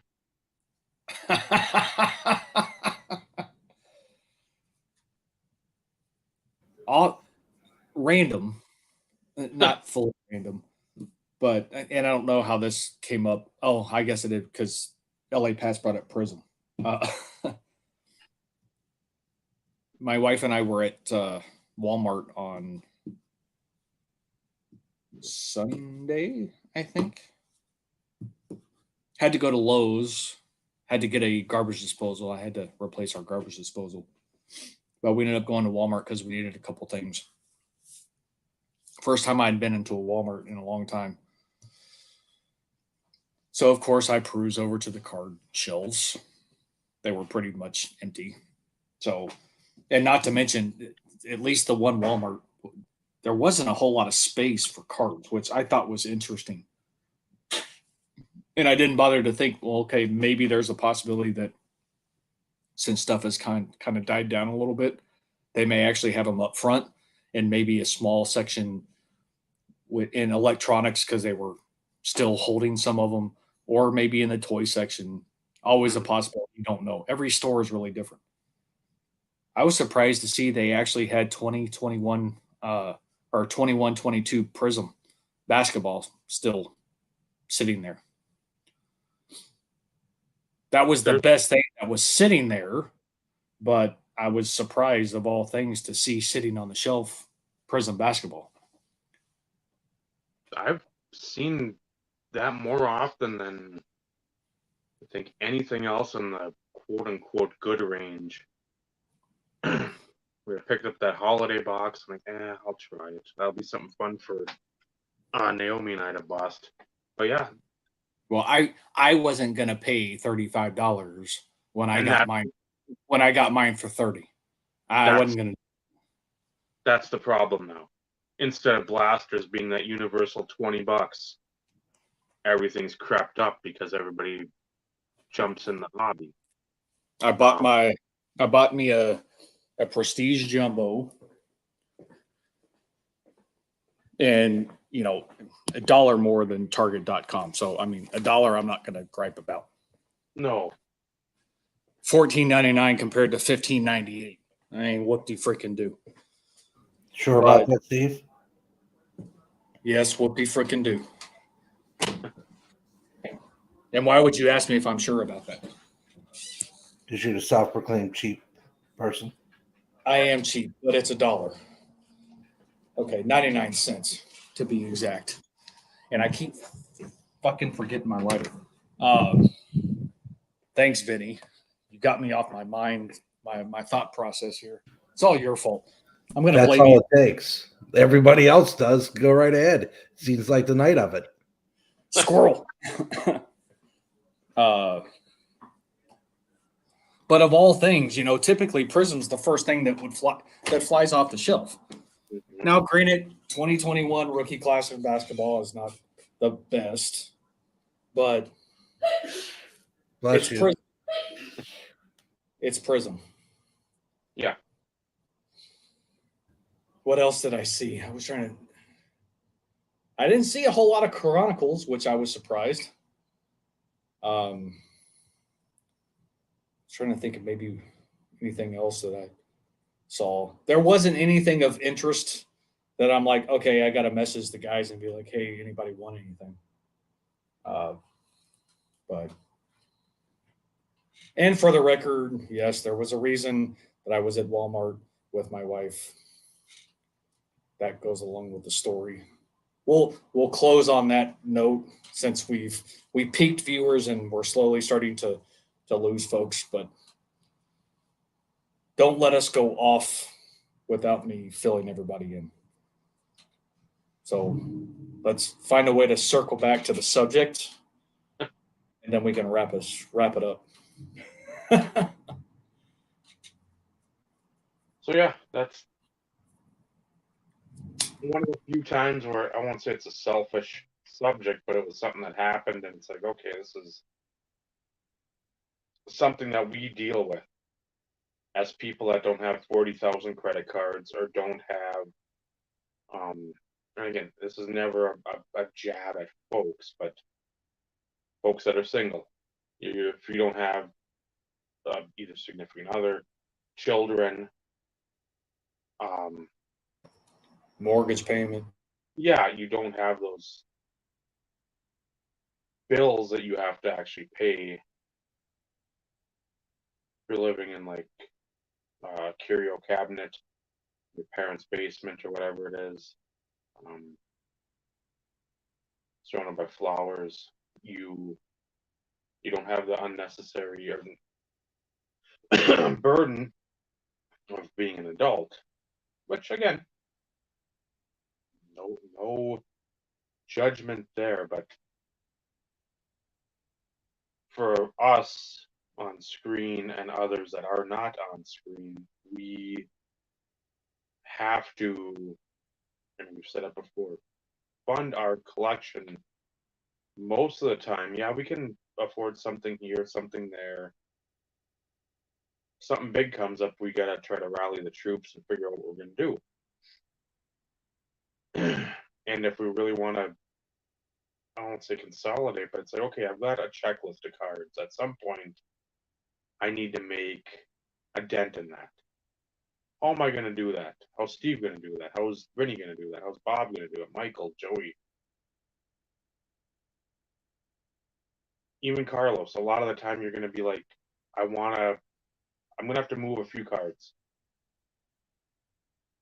There's a monster I gotta try to get.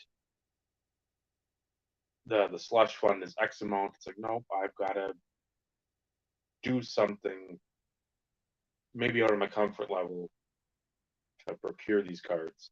So that's what I did. As much as I don't want to say I don't want to do it, because at the same time,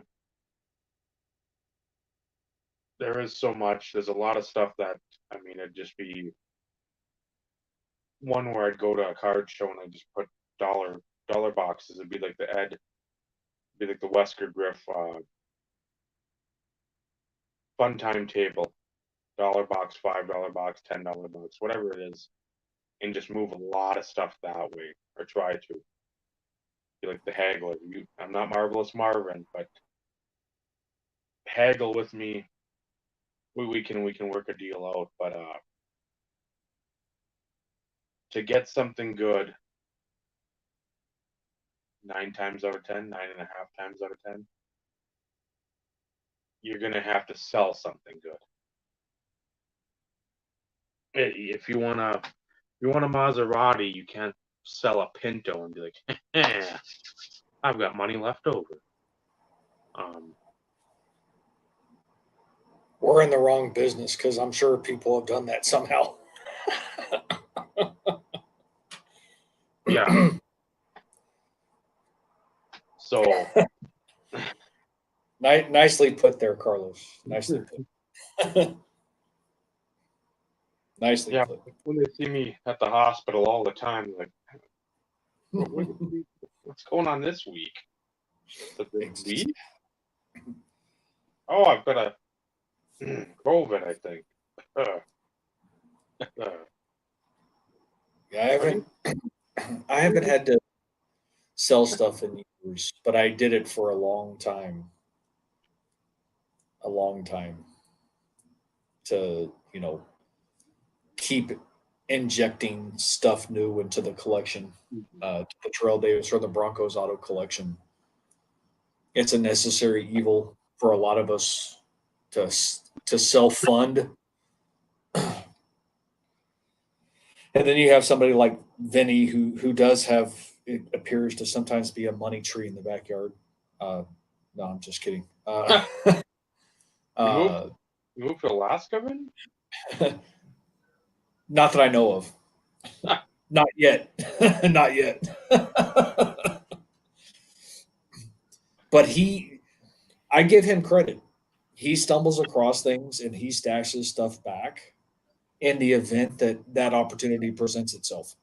Mm-hmm. So he's quote unquote got the inventory aspect of his collection in the event that he needs to try and move stuff in order to acquire something substantial. Am I right? I'm very happy that you delineated my PC from my inventory, floating head. Well, I need to because it was said here first, so I'm giving you your credit, sir. I know. I just want to make sure those earbuds are in tight so your head doesn't float away. No, it's I have hair. That's what I thought. Okay, cool. But I'm building a war chest for when I finally get to go to Expo, and I'm working on checklists now.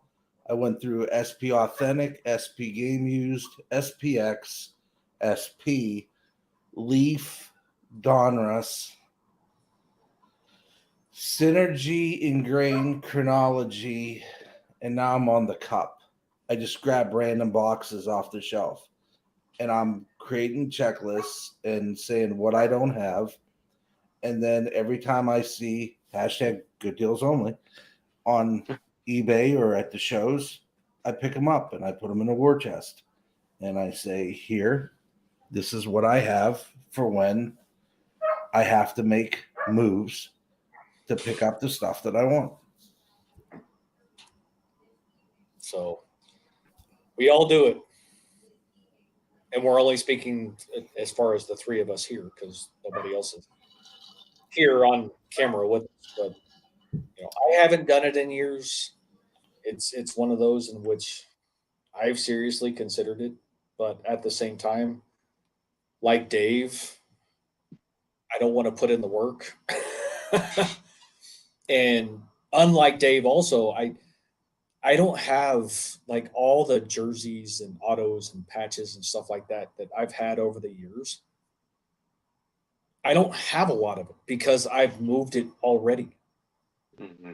So all the stuff that I quote unquote is movable, not PC, I'd be lucky if I got, $100 for all of it. So to me, it's not worth the effort per se to try and get rid of it or try and move it. A lot of the stuff as far as money would come into play is like for me would be in volume. Mm-hmm. Inserts, parallels, rookies, that type of stuff. But even then, it's still effort. And I don't want to put forth the effort.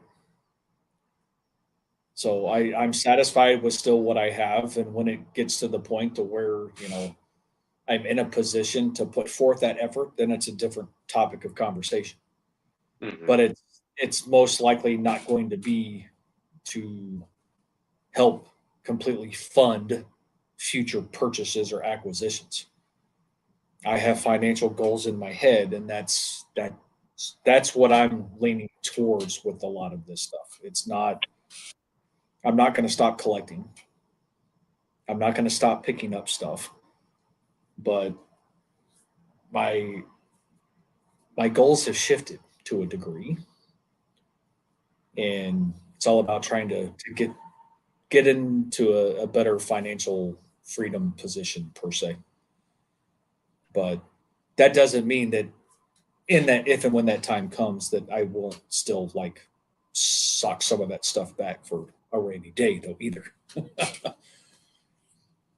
Because I can't just not try and leverage that potential and put it into something that I really want though too. So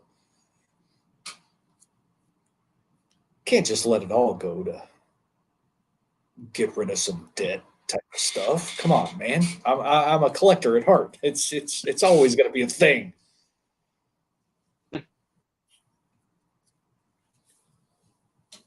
Always, always. No, because yeah, there's you've got what you have your eyes on the prize, and then there's always stuff like we've said too, where maybe that helps, like you said, pay debt or a vacation or this or like holiday gifts or whatever. So it's. I hope I'm not doing it again anytime soon, unless again it's like the low end stuff where just move it out to again as much as you like it. You at some point you only want to see one or two of the warehouses from space. You don't want to see the 10 of them, the 20 of them.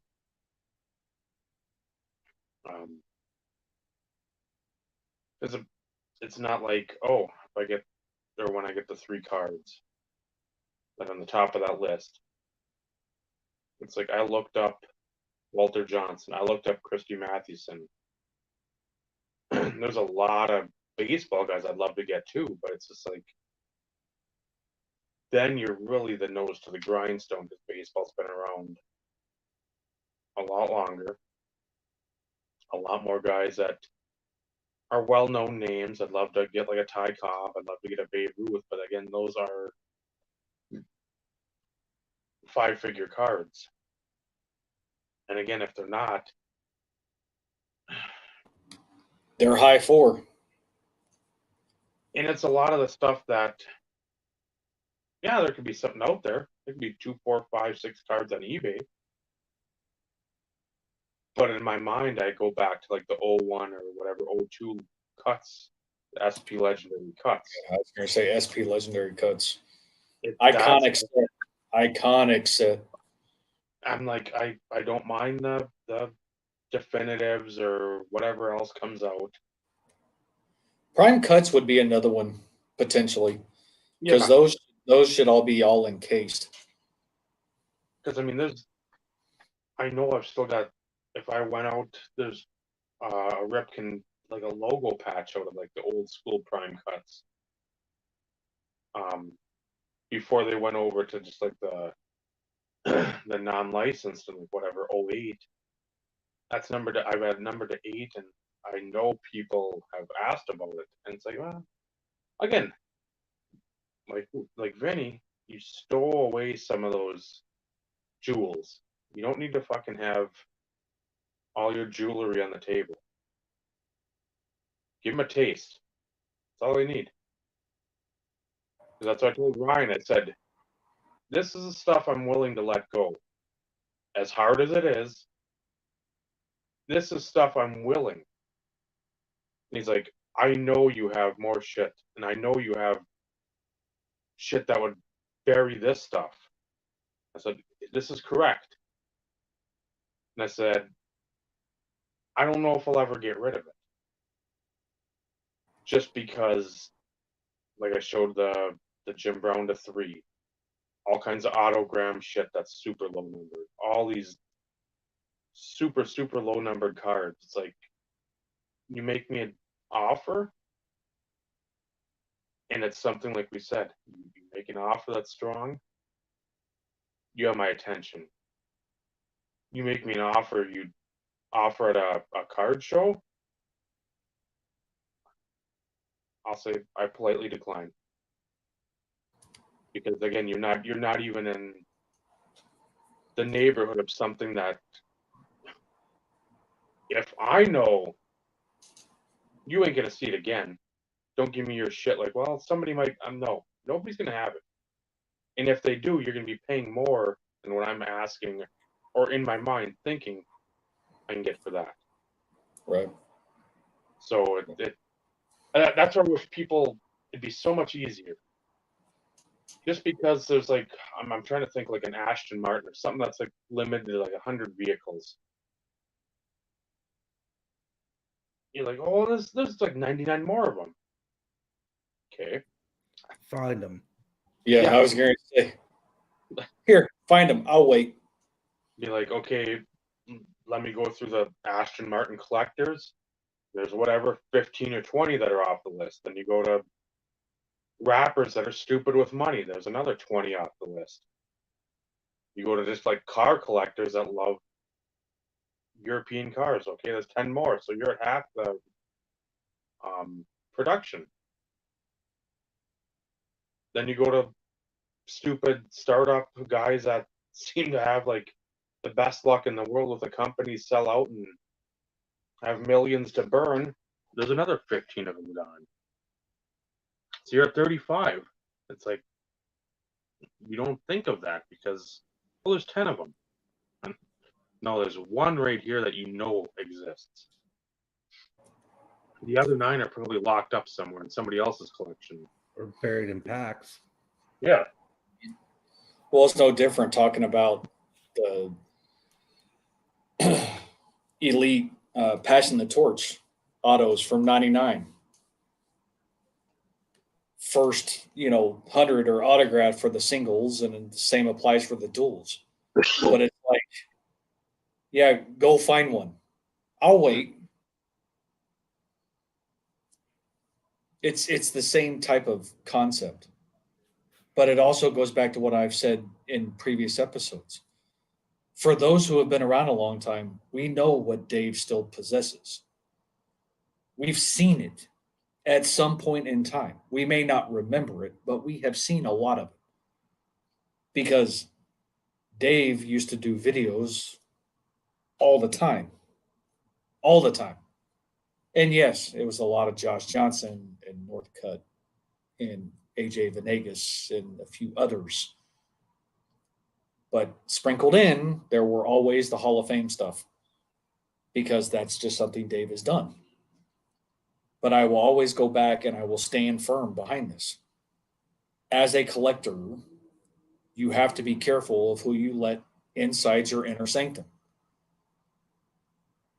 I don't give a shit, if you want to be the Nat Turners and the Spinatrons and all those guys of the world, fine. Bilal Powell, thank you, Ty. Fine. But in my mind,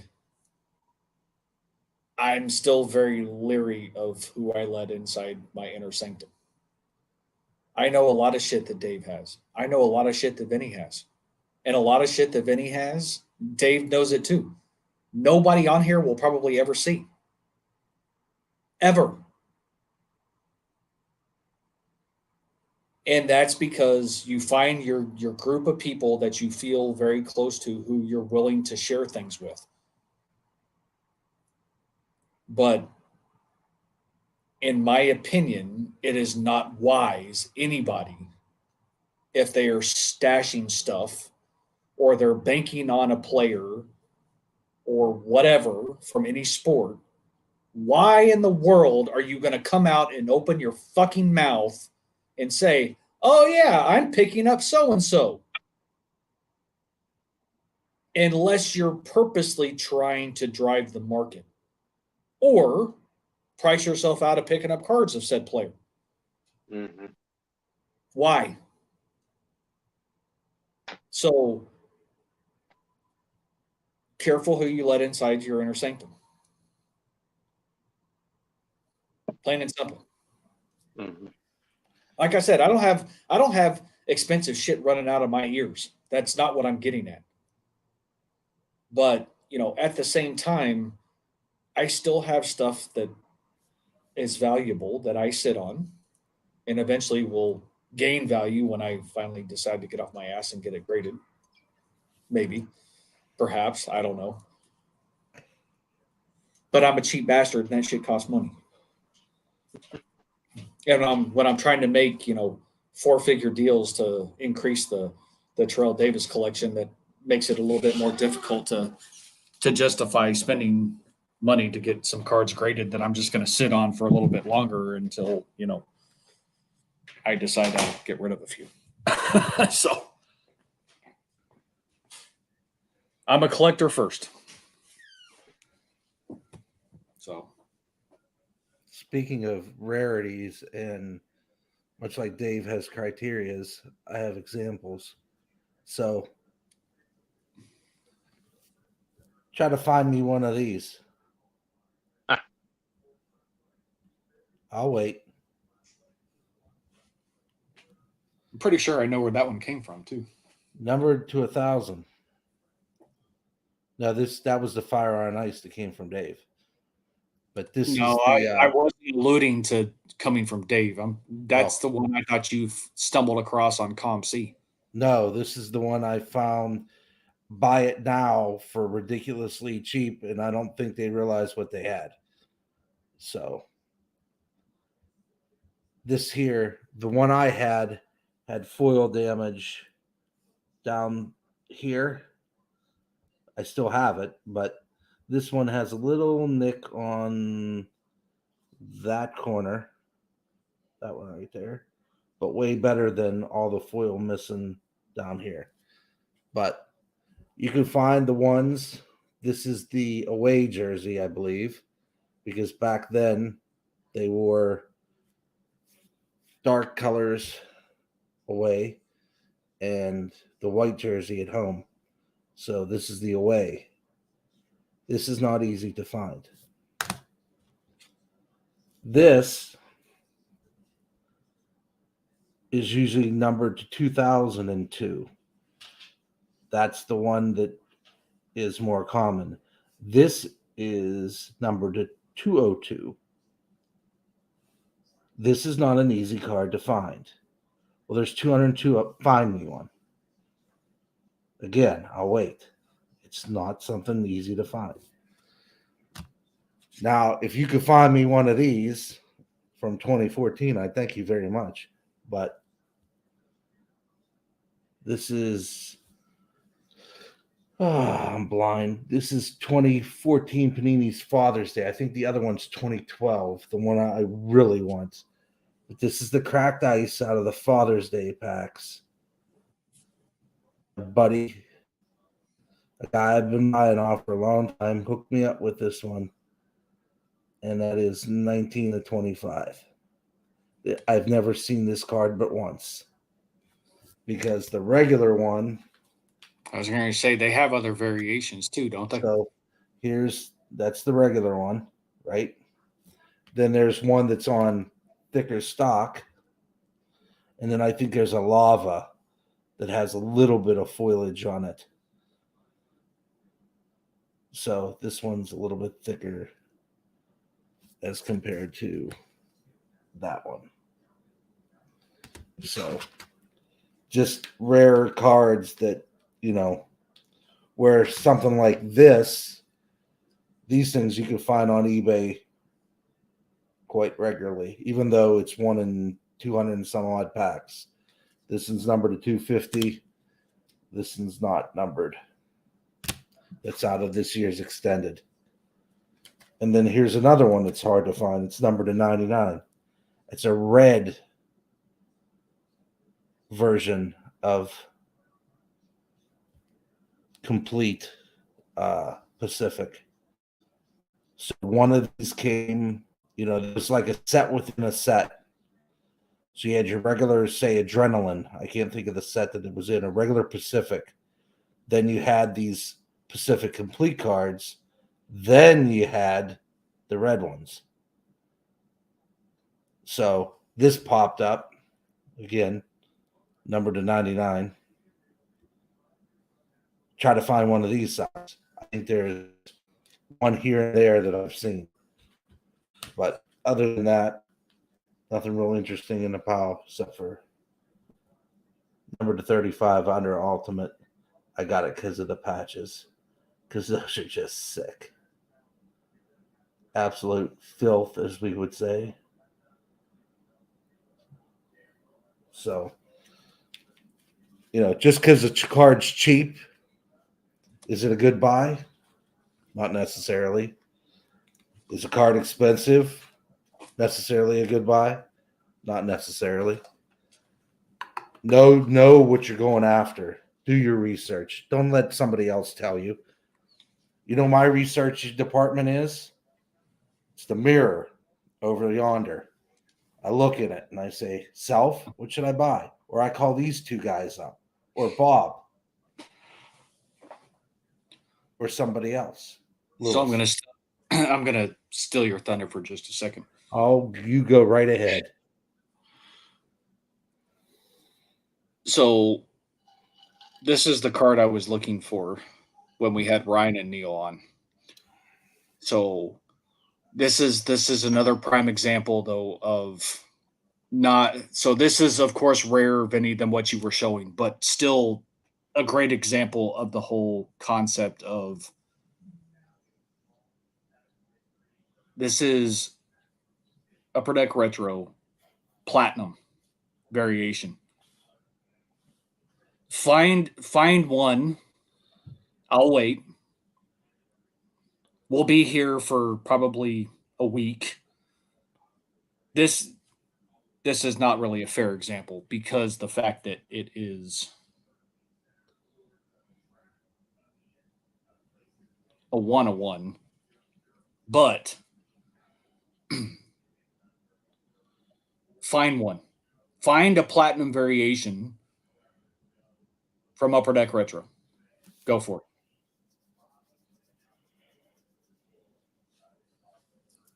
You can see the platinum at the top and at the bottom. But there's a lot of things out there. Bad example because it's a 101, but at the same time, it's like there are a lot of cards out there that some of us have never seen. This is one that I had never seen.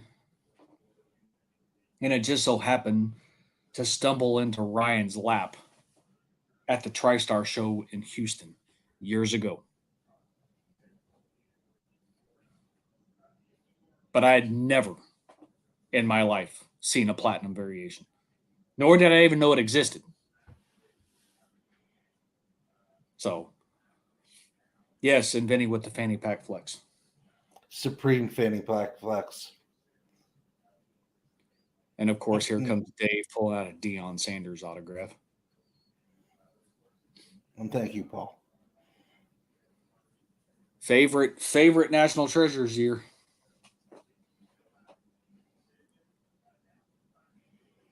That's nice.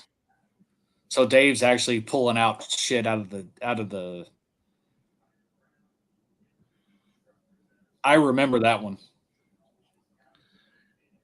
He has like one of those old school banker tubes at the bank from each warehouse to his house. And he Pushes just summons, yeah, pushes the numbers. and it just shoots it to him like a vending machine. So that's Favre. Very. Sanders.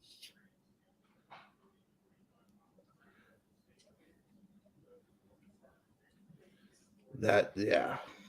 Difficult. Is that Elway? So that's a Stanford jersey then. That's red and white.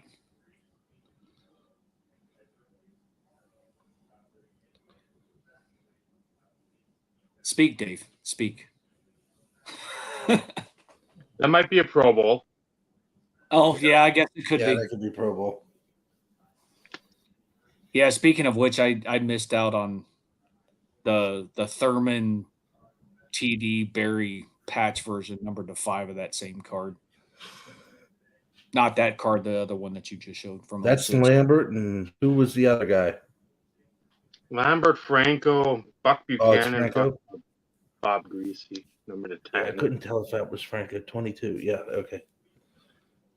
This is a nice, what they call chunky. Oh shit! So that's red. Is that Grange? Or is it No, Bulldog? single, yeah, Bulldog, Butkus, Singletary. That's a fucking nice card. Like that. Now If you're not, Is that 5? yep. Yep. Now But you watch him. Go ahead, Dave. Sorry. No, that was I was looking in there specifically for that Dion. Mario had asked her. He was like, he wanted to. He was hoping to pick up a Dion MT auto. It's like, I know I've got one of those. Yeah. Like you, Dave, 06 National Treasures is still by far my favorite National Treasures set. One of the easier, shockingly cuts to get. I think that was one of the first ones. Crazy Legs. I mean, it's just.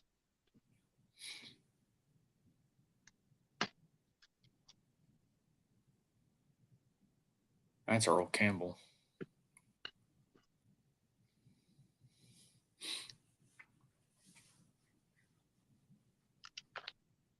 Tools of the trade. Yeesh. There you go. Kramer's choice. That's Campbell.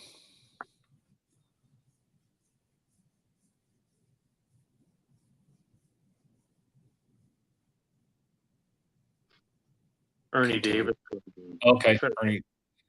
Whatever movie that was. This was one I picked up at Ryan's. That first trade night thing, or the pre-national. Dickerson and a Raiders uni. Yeah. Another Dickerson. Ed Reed, who has very few autographs out there.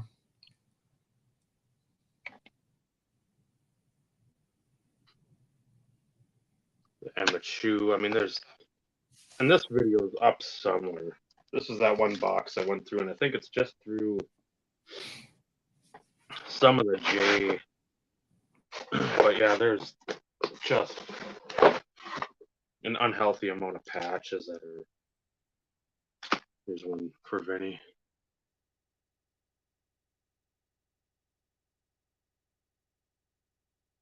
Nice. It's Butkus out of Score. What's funny, people won't even know who Run DMC is if you were watching one of those other people's videos. No. That's nice. Is that to 5? 25 on that one. I'm surprised because I thought a lot of the team logos were numbered to 5. Yeah. Somebody find another Doug Williams autograph. I didn't even know he had a certified auto. Oh, and that Doug's to 3, so. Devontae Dawson. You don't see those very often either. Dwight Stevenson.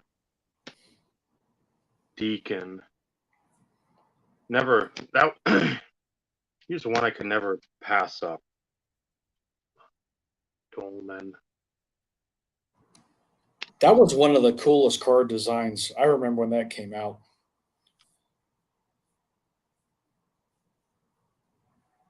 Back when Fabric of the Game was actually good. Carter, which back in the day he didn't have a ton. again, as time has gone on, a lot of that stuff has become more prevalent. I was thinking, I think Charlie joined him. Of course, Dave, we were just talking about be careful who you let in your inner sanctum as you bring out some fucking bangers. But this stuff's already up. That's the thing. All this stuff has already been. I know. I'm just, but that would require people to go back and watch your stuff. And that they want to watch it now, and they won't know what the fuck to do because all the shit's pretty much socked away. Nice.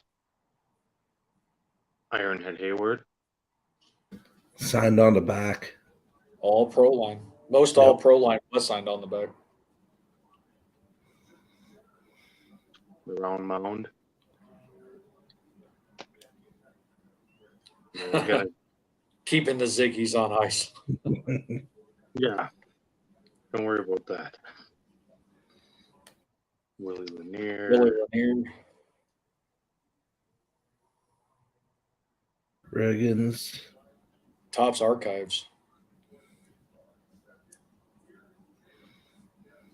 Hank Stram. Cut. That is a cut, isn't it?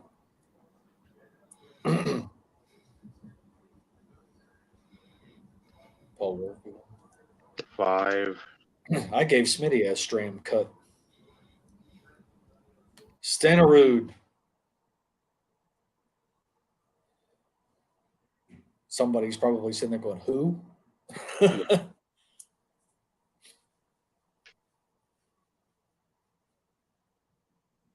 And they're all the numbered versions.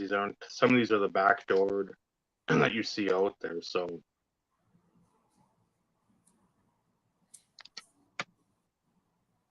Is that jersey or patch, Dave? It looked like jersey, patch. I think. Jersey on that one. Okay. Yeah, because I couldn't tell if that was paint or not.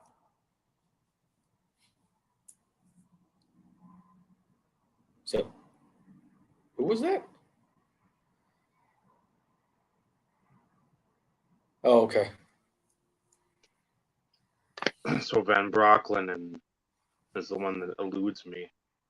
Did not spend 100 on this. I think I got it for 60.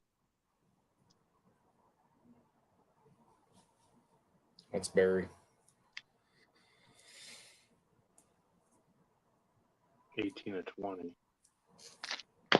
So that's a little stack left, but I mean that's the stuff that I dipped away from just like, oh, I'm just gonna pick up players, just players. It's like, you know what, that hasn't worked out, so go a different way. Bert Bell, I think he was a commissioner at one point. This one was a cheap one, thankfully.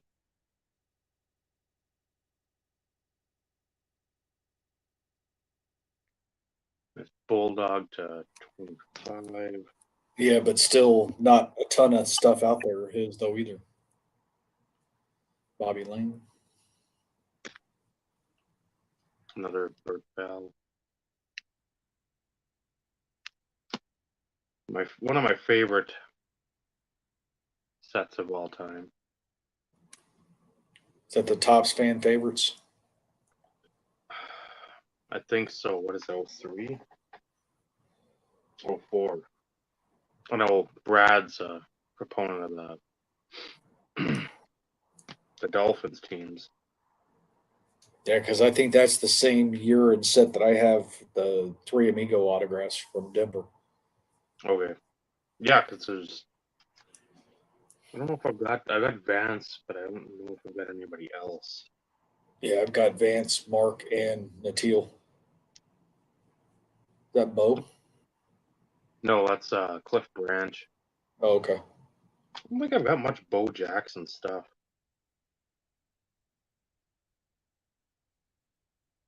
Deerdorf.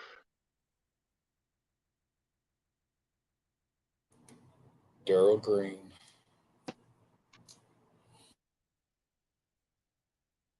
Stevenson. One of my favorites. Hope Lewis, Bob Lewis is watching. Blitnikoff. Patch. Moss tag on the back.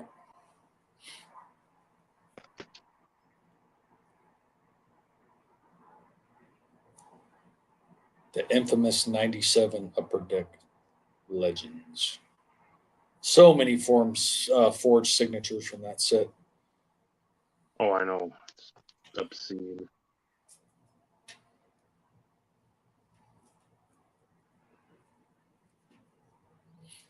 But yeah, there's tons on tons and just Ha! Sorry.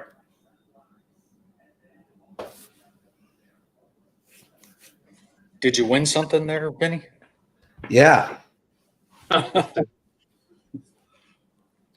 We got the reaction to go with it too. Is that Cortez? Mm-hmm. One of his only. Yeah, I was going to say find a certified auto with his. So again, there's plenty more. That's something eventually too, that all that stuff will get siphoned out and put off to the side, and in case there is some sort of incident where it's like, oh, I gotta grab stuff. You know exactly where those are. I won't have to sit there and try to hem and haw and grab and go.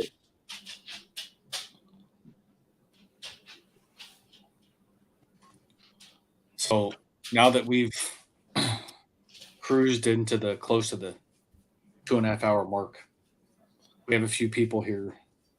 Everybody else will have to go through the archives. I'll give you a brief synopsis and then we'll wrap up. Please understand everything is okay currently, but it was a little touch and go. So last week, the reason no show on Tuesday. Now, mind you, a little bit of history. This started Saturday. My wife's family and herself, they have a history of seizures. My wife went into seizures on Saturday night. Went to the ER, was released early Sunday morning. We had a secondary round of seizures on Monday night. And by round, I'm referring to multiple. Both times rushed to the ER via EMS. They kept her from Monday night to Thursday afternoon. Currently on medication under care of a neurologist. Hers are normally stress induced.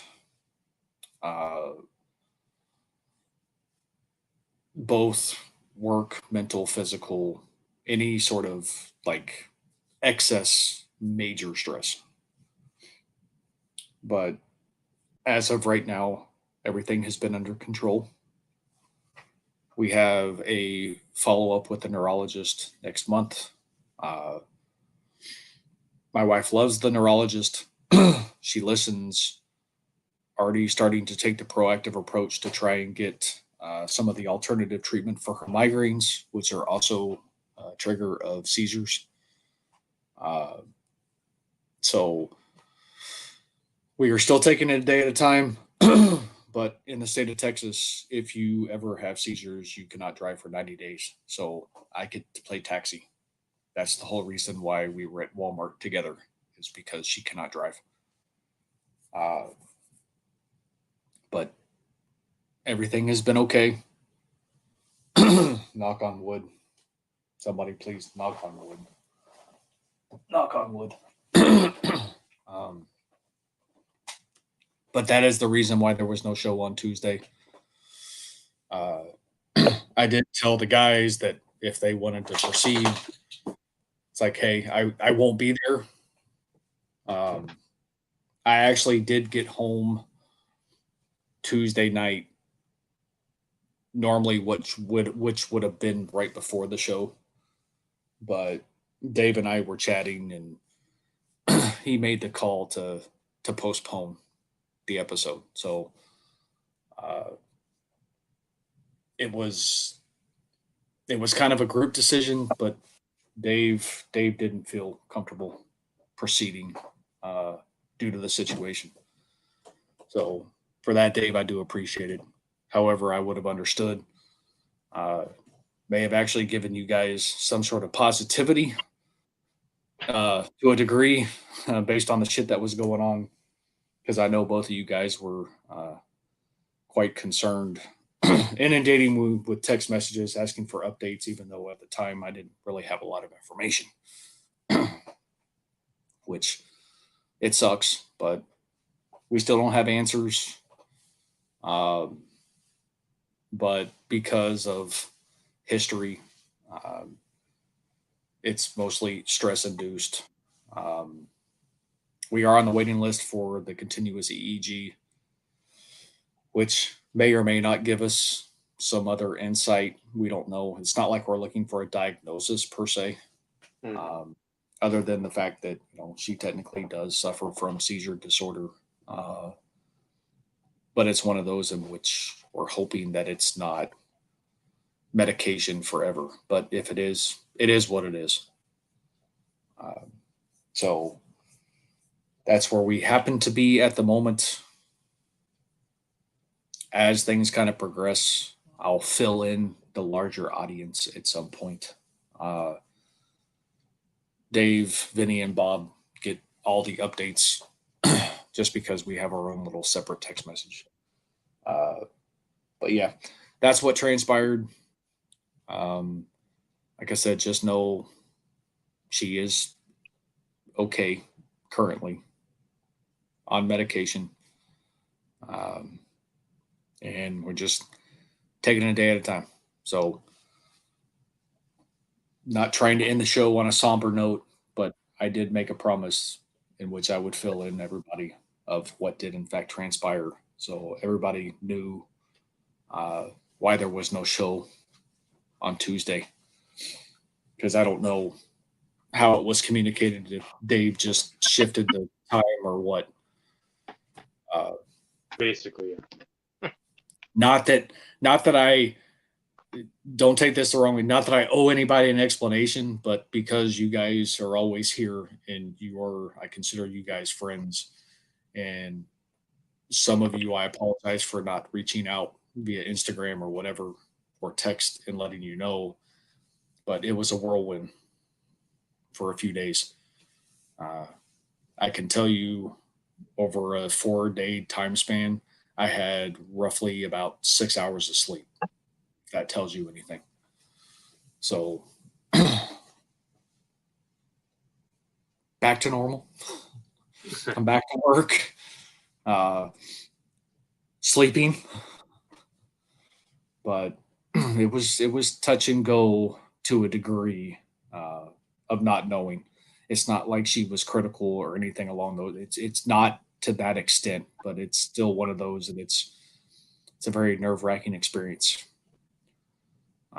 Some of you may or may not know or remember my son is epileptic, so it is a very stressful time to see it and experience it. So that's the update. Thank you, Paul. As we know more, I'll fill people in as I know more.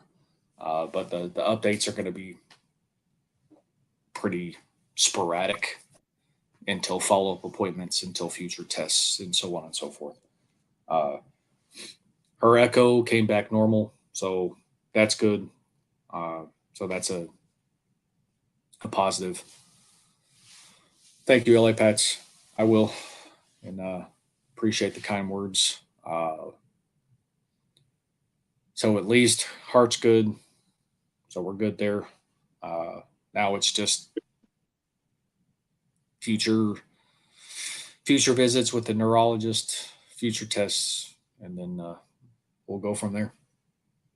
And like I said, we probably won't get a formal diagnosis. That's not what we're looking for. It's just with that continuous EEG, we can kind of figure out and make the determination if she's also having them in her sleep, because she's had concerns that she's been having in her sleep before.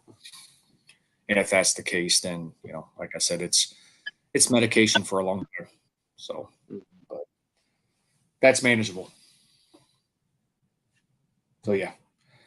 On that note, Dave, you can wrap us up. One more.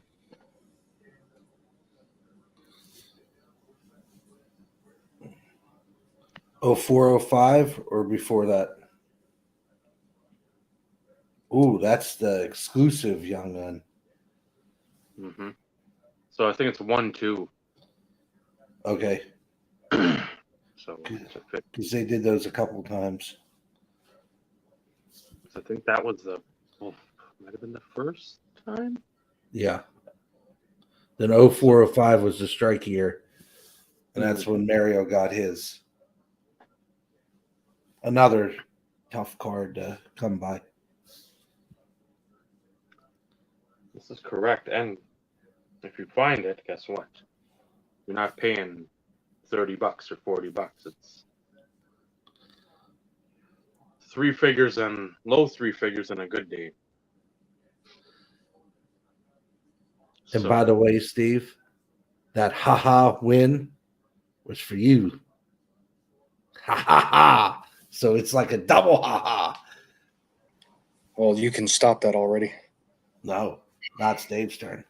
I got a ah ha ha ha. Because you know my favorite episode of the year, boys. The Christmas episode. Yeah, and we're gonna blink and we're already gonna be there. Yeah, it's getting close. I know. So we gotta start now. Or some of us may have already started prior to tonight. Thanks, It's a Ty. very Dr. Evilish stance there, Dave, with the.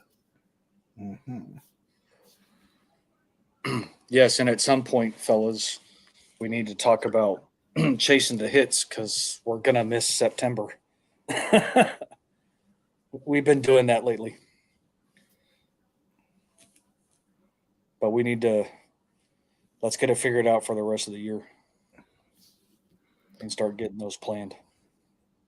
We can do that when we wrap up, but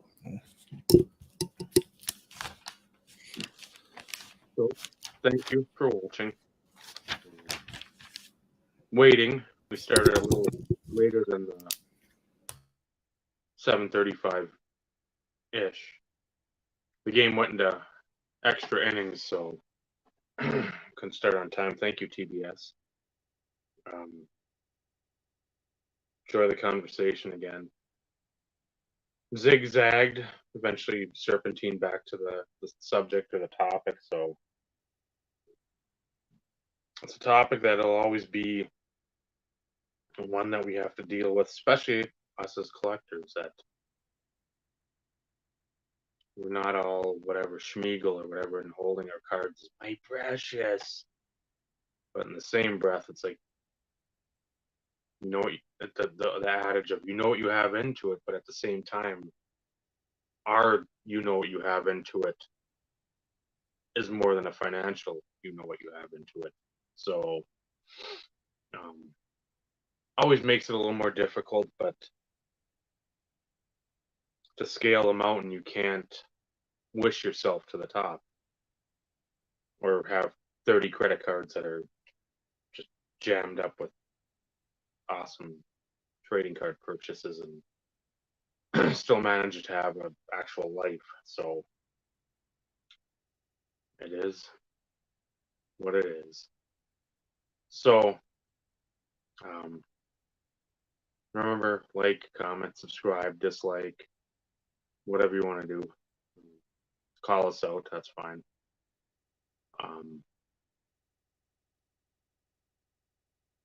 watch on reruns, watch our old stuff, donate, Patreon, OnlyFans,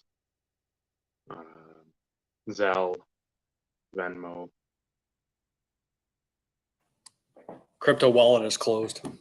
Crypto wallet's done. Doge died. Well concealed cash. Money order.